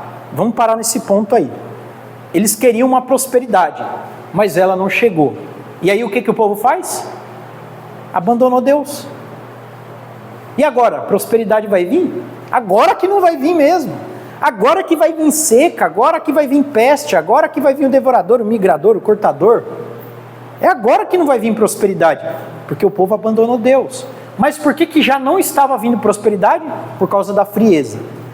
Então o povo já começou errado e depois piorou, não é?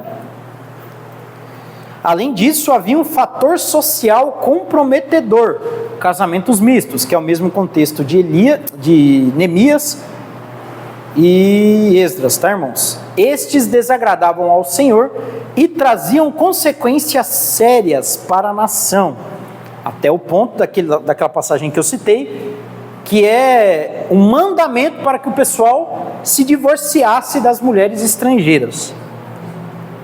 O cenário religioso ou espiritual da nação era caótico, a começar pelos pecados cometidos por onde, irmãos? Pela classe sacerdotal. Quem que desvia primeiro, irmãos? É o sacerdote. O sacerdote pisou fora da linha, o povo vai acompanhar, irmãos. O líder vacilou, o povo vai acompanhar, infelizmente. É assim, irmãos, não tem como fugir disso. Isso vale para todo tipo de liderança, familiar, eclesiástica, política, não é? O líder vacilou, o povo vai vacilar também. Os judeus tinham perdido a consciência sobre a importância do dízimo, portanto eram infiéis neste quesito, levando os levitas à pobreza. consequentemente, como nós já falamos, os levitas tinham que trabalhar. Se os levitas tinham que trabalhar, o templo que foi reconstruído estava mal acabado, estava mal cuidado, tá?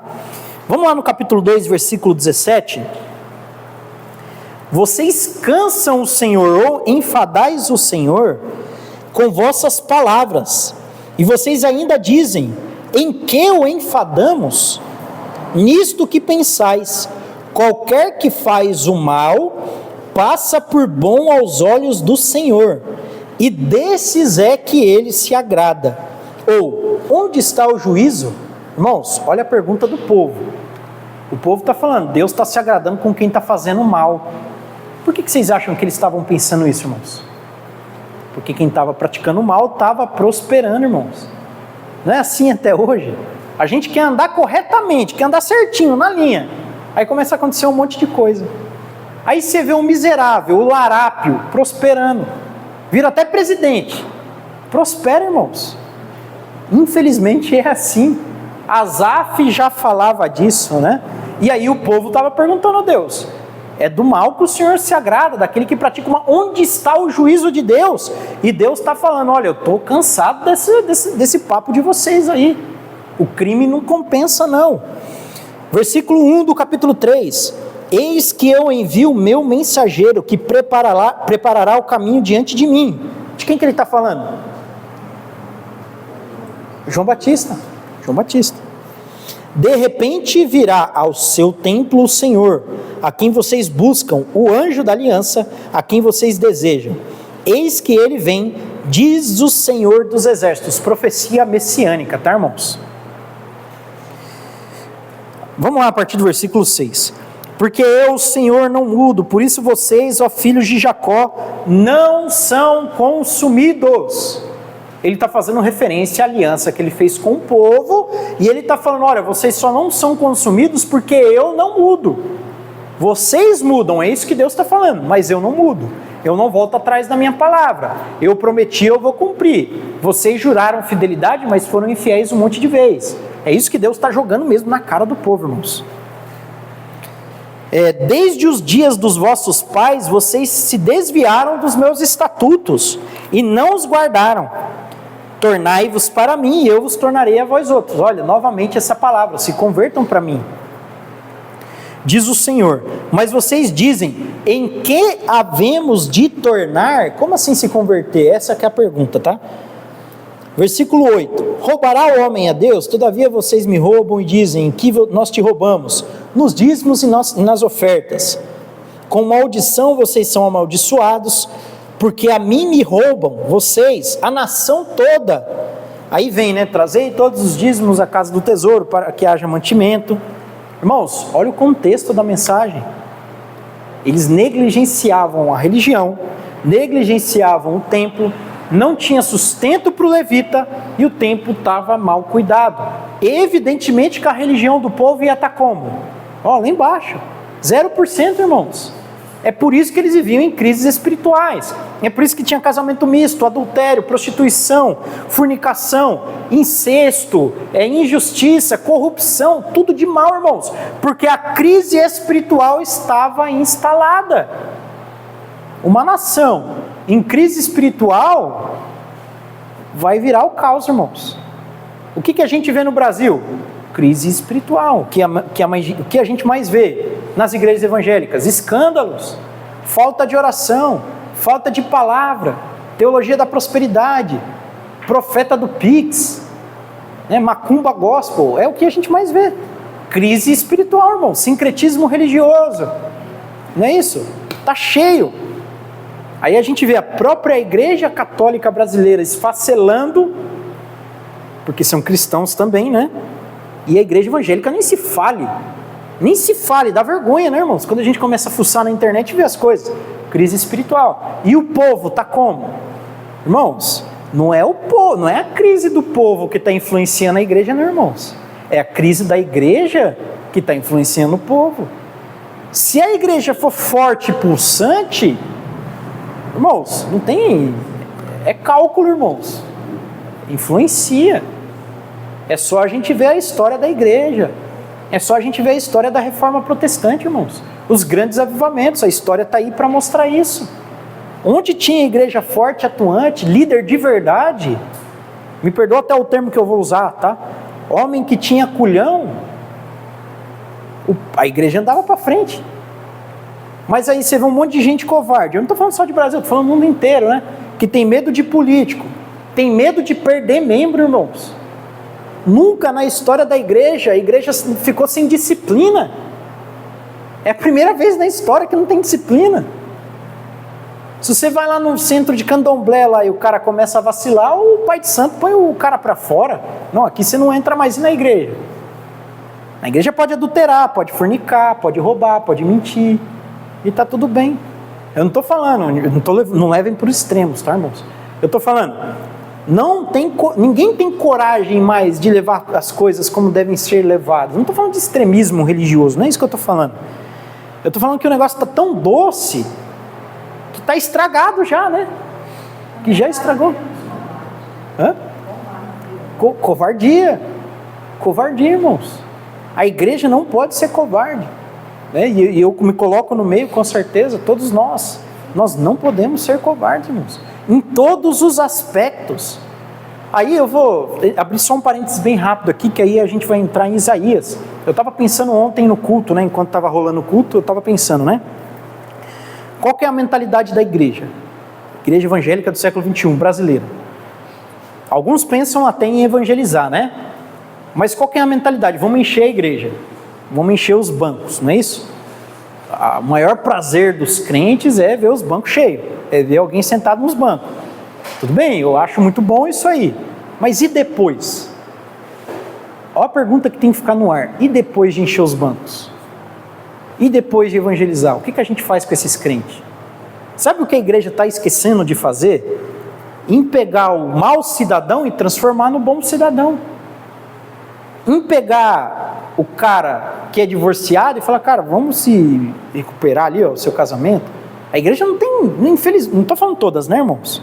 Estou falando que existem vários aspectos dentro dos nossos papéis que a gente tem negligenciado, porque a gente só quer encher a igreja, a gente só quer encher banco e não quer fazer mais nada. Não tem mais um papel de mentorear. Ah, não, vamos mentorear o crente, o jovem acabou de chegar, vamos ensinar ele o que é ser crente. Não tem, né? Não tem. Não tem a preocupação, irmão, vocês sabem disso. Olha, a gente tem um baita do ministério, vamos construir uma escola para os filhos dos crentes, que são os que mais vão ser atacados, né? Não tem, irmãos. A gente vê aí, né, que a gente estava falando, né, daquele rapaz, a igreja lotada. Você vê, a maioria das igrejas, assim, são lotadas. Lotadas. É lotada de pessoas e mente vazia. Mente vazia. Porque a maioria, tudo é problema psicológico. É verdade. Da turma lá. Bem observado, viu? Bem observado. E qualquer coisa que eles falam lá, qualquer coisa. Esse negócio do problema psicológico que a irmã citou é verdade. Muita gente tem problema psicológico, emocional, psicológico, realmente. Agora, uma coisa eu digo para os irmãos, análise minha, tá? Eu, Christian. Irmãos, se a gente abrir o olho, é que a gente vive numa bolha. Principalmente o assembleiano. Principalmente o assembleiano, irmãos. Às vezes a gente tem que furar as bolinhas e enxergar o quadro mais amplo. A gente não pode esquecer que tem outros ministérios, que tem igreja fora do Brasil também. Entendeu? A gente tem que analisar o quadro todo. Irmão, se a gente for analisar, eu mandei no grupo hoje o declínio do cristianismo no Oriente. Quem viu lá? Começou com 52%, o último lá é 0,2%, irmãos. No Oriente. O que isso está mostrando para nós? Ó, tá gravando, mas deixa no YouTube lá. Ó, um avivamento da macumba no Brasil. A gente não está vendo isso? É um avivamento que está tendo, irmãos. O que mais está tendo aí é abrindo terreiro, irmãos. Um monte de artista que antes escondia que era macumbeiro estão revelando hoje. É motivo de orgulho. O que mais você vê é a gente andando com um patuá na rua. Cada um tem sua religião, né? Cada um faz o que quer. Não é esse o ponto. Islã. O Islã está entrando com força no Brasil. Na Inglaterra, por exemplo, somente 1/3 da população é inglês de verdade. O resto é imigrante. A Europa toda está sendo dominada pelo Islã. No Brasil, o Islã está chegando com muita força. Entre outras religiões também. E o cristianismo? O que está acontecendo com o cristianismo? Analisa a Igreja Católica, irmãos. Querendo ou não, a gente tem nossas divergências, mas eles são cristãos também. Eu não estou falando, vai para o céu, não é isso que eu estou falando. Estou falando de religião, tá? São cristãos também. Se a gente for analisar a religião deles, um líder fraco, uma sucessão de líderes fracos. Para mim, na minha opinião, o último papa bom que teve foi João Paulo II, bom para os católicos, que eu digo, tá? Não estou falando bom para nós, eu estou falando bom no sentido católico. Que era um papa conservador, né? Um papa que prezava pela missa como ela deveria ser no quesito católico. Lembra que eu falei no começo da aula da identidade do povo? Nós temos uma identidade. E quando você começa a minar isso, seja a identidade nacional ou identidade religiosa, o grupo vai se desfazendo, irmãos. Isso daí não precisa nem de fonte, é só você observar. Aí eu falei, líder fraco, papas fracos, o papa esquerdista, né, aceitando um monte de coisa que a Igreja Católica nunca aceitou. Você vê que o negócio vai desmoronando, além de vários padres que têm tendências a certos comportamentos, né, os irmãos me entendem, entre outras circunstâncias. Então a gente vê a Igreja Católica desmoronando no mundo inteiro, irmãos. No mundo inteiro está acontecendo isso. Aí a gente vê a Igreja Evangélica. O que está acontecendo com as igrejas evangélicas? Mesma coisa. Está crescendo? Está crescendo. Fenômenos das megas igrejas. Só que o que tem lá dentro das mega igrejas, irmãos? O profeta do Pix, o profeta da revelação forte, esfacelamento da religião. O cristianismo de hoje, irmãos, está aos frangalhos. A igreja precisa urgentemente de um avivamento, irmãos. Essa que é a verdade. Eu não estou falando que está todo mundo doente, não é isso que eu estou falando, não. Tem um monte de crente de verdade, homem e mulher de Deus. Eu estou falando, lembra que eu falei da bolha? A gente tem que analisar o contexto todo. O contexto todo. Religiões maléficas avançando e o cristianismo só recuando, irmãos. O Islã só é menor que o cristianismo somando a Igreja Católica e a Igreja Evangélica junto. E outras vertentes do cristianismo. Mas o Islã é muito maior que nós protestantes, muito maior que os católicos sozinhos, entendem? Então olha o ponto em que nós chegamos, tudo a ver com o que a gente está estudando, irmãos. Tem tudo a ver, a falta de seriedade. Eu tenho um amigo meu que ele é muito católico, né? Aí ele falou esses dias, a gente estava conversando sobre essas questões que eu estou falando aqui. Ele falou, cara, antigamente você ia na igreja, você entrava de boné, aparecia uma véia, não sei de onde, mandava você tirar o boné. Ele falando da igreja católica. Na igreja evangélica, quando eu era moleque, quantas vezes o diácono puxou minha orelha forte? Hoje em dia não tem isso. Né? É lógico, tivemos muitos abusos. Eu não estou falando dos exageros, eu estou falando da identidade, irmãos, do cristão, que a gente tem perdido. E eu não estou falando só de assembleia, estou falando no geral, infelizmente, irmãos. Infelizmente, por conta da indolência. Eu trouxe um negócio aqui a matéria do Portas Abertas. Entra lá no Portas Abertas, irmãos, na Voz dos Mártires, vê o que está acontecendo com o cristianismo no mundo. Eu gosto muito das Assembleias de Deus, mas o cristianismo não é só Assembleia de Deus, não, irmãos. É muito mais profundo, é muito mais coisa que isso, para olhar, para ver, para examinar, para a gente traçar também, irmãos, expectativas para o futuro, porque tem um futuro também. O que vai ser das Assembleias de Deus? Falando só das Assembleias de Deus, daqui 30 anos, com essa raça de jovem que a gente tem hoje. Tem muito jovem bom, crente, mas e a grande maioria que está sendo consagrado ao obreiro?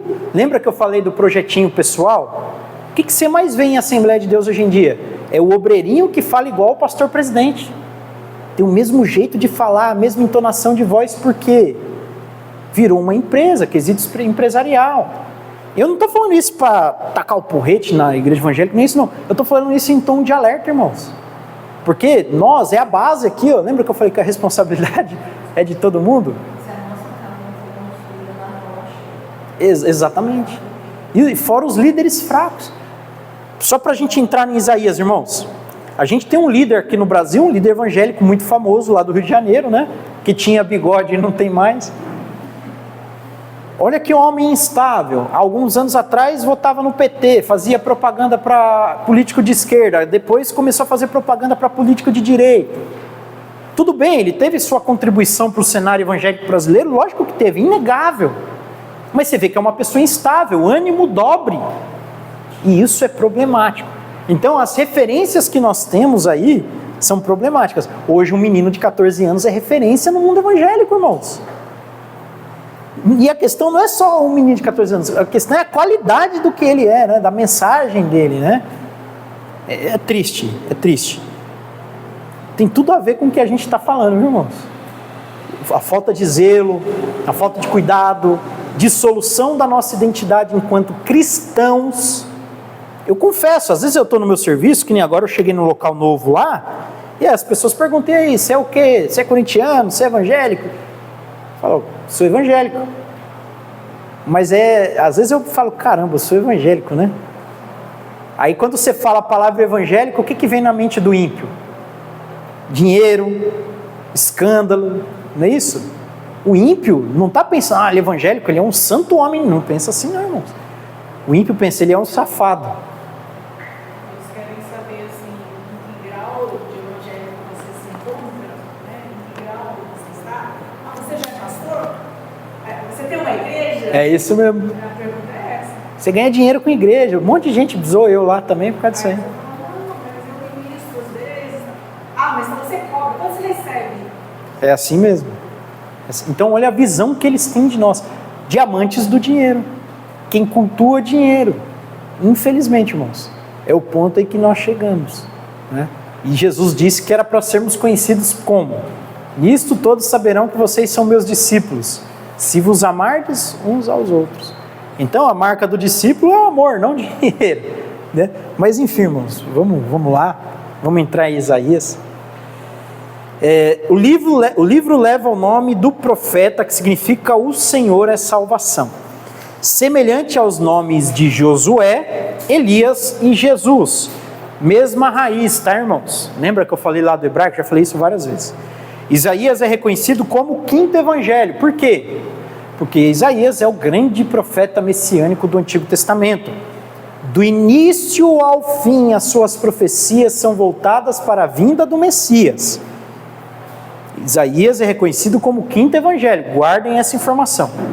Ele é chamado de um profeta messiânico ou quinto evangelista, pois enfatiza claramente que a salvação chegará por meio do Messias que fora prometido. Lembra da profecia? Um menino nos nasceu e um filho se nos deu. O principado está sobre os seus ombros, não é? E o seu nome será Maravilhoso Conselheiro. Maravilhoso Conselheiro é um nome só, tá? Pai da eternidade, Príncipe da paz, não é isso? Então, ele está sempre fazendo referência ao Messias. O autor vai mostrar para nós, irmãos, primeiramente a data, que é mais ou menos no século VIII, 740 a 680 antes de Cristo. Então Isaías profetizou pelo menos 700 anos antes de Jesus, muito tempo, irmãos, ainda mais pela riqueza de detalhes, principalmente Isaías 53, né? A forma como ele descreve aquilo que ele chamava um Deus sofrimento do servo, e que depois nós entendemos que ele estava falando sobre Jesus Cristo. Isaías foi um profeta de Judá, ou seja, do reino do sul, que entregou sua mensagem para Jerusalém e seus arredores. Isaías foi o profeta da salvação que anunciou a vida do Messias, que chegaria para salvar o seu povo e toda a humanidade. Filho de Amós, aqui Amós com Z, e não Amós com S, que Amós com S é o profeta lá, não é? Aqui é Amós com Z. E vivia em Jerusalém. Provavelmente a família dele tinha uma boa posição social, haja vista que ele tinha acesso ao rei.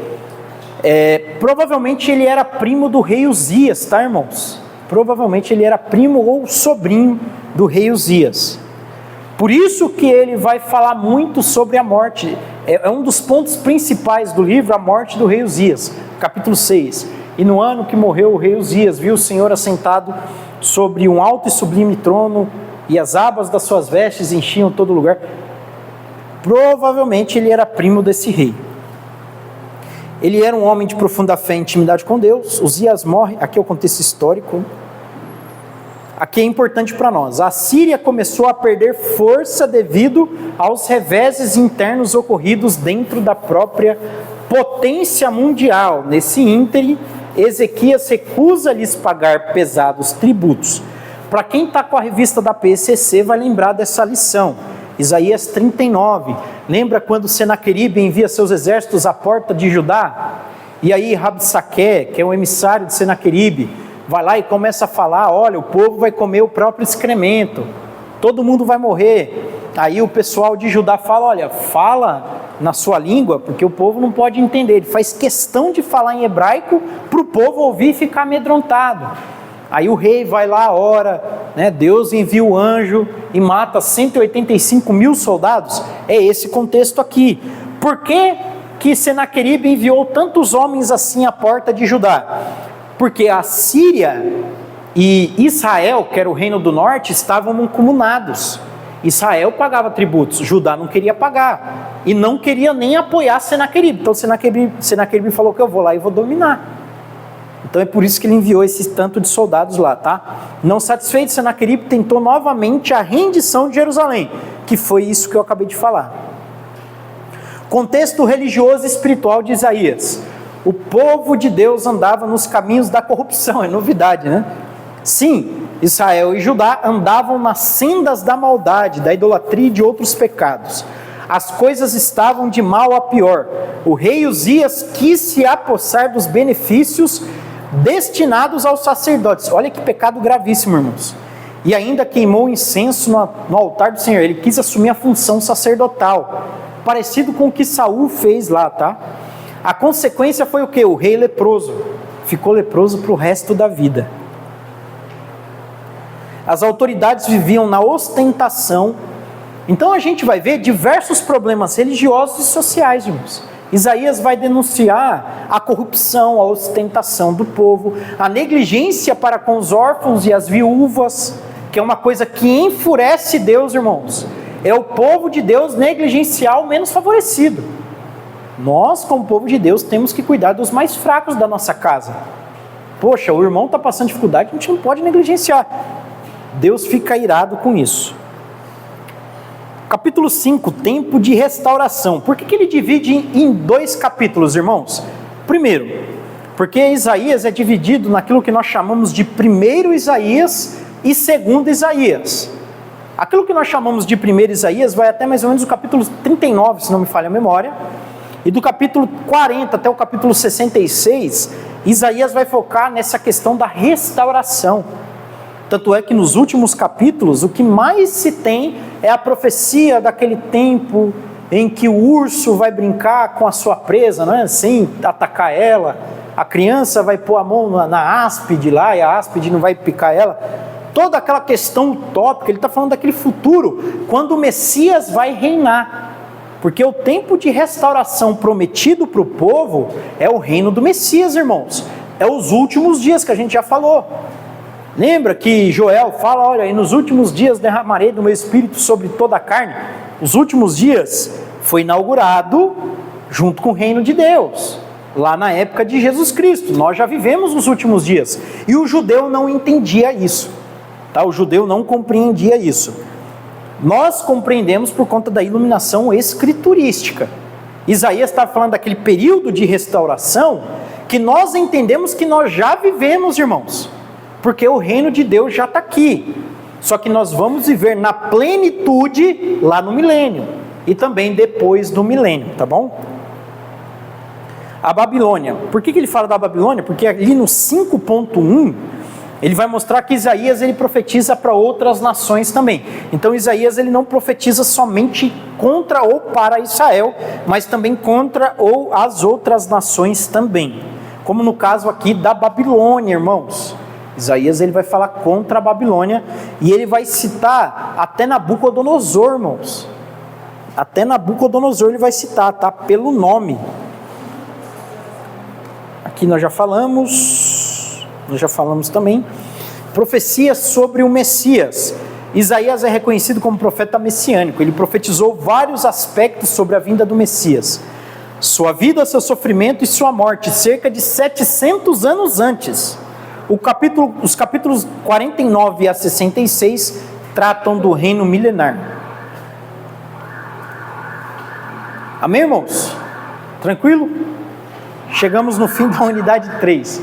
Alguém tem algum comentário, alguma pergunta, alguma questão para levantar? Então, amém. Amém não. Diz amém.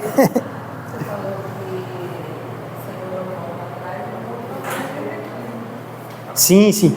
É que são conceitos diferentes. Por que eu digo isso? Lembra daquela aquela passagem que diz, olha, ele não é homem para que minta, nem filho do homem para que se arrependa? Mas em Gênesis capítulo 6 está escrito, no capítulo 6 está escrito o quê?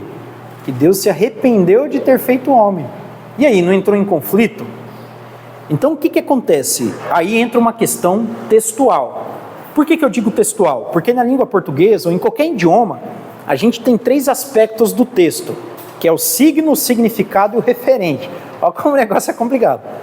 Por exemplo, eu já expliquei isso uma vez aqui.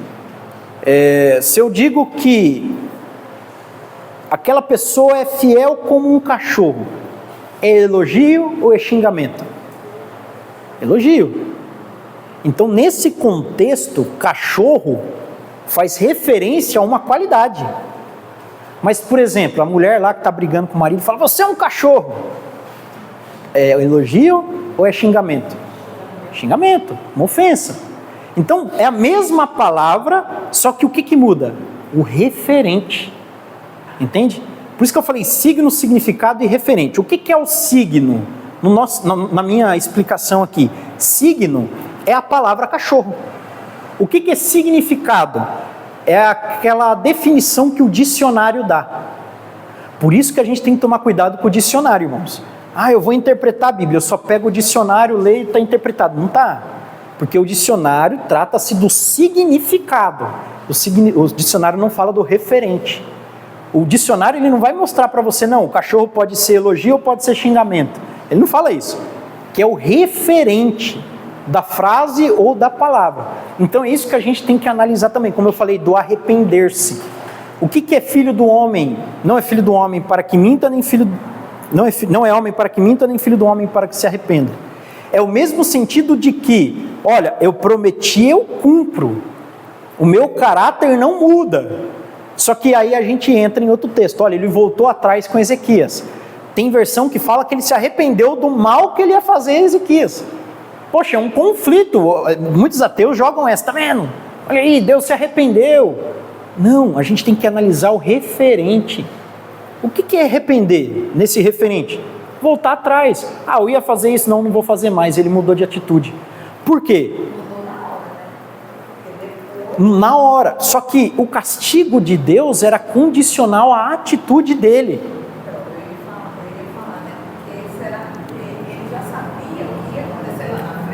Olha,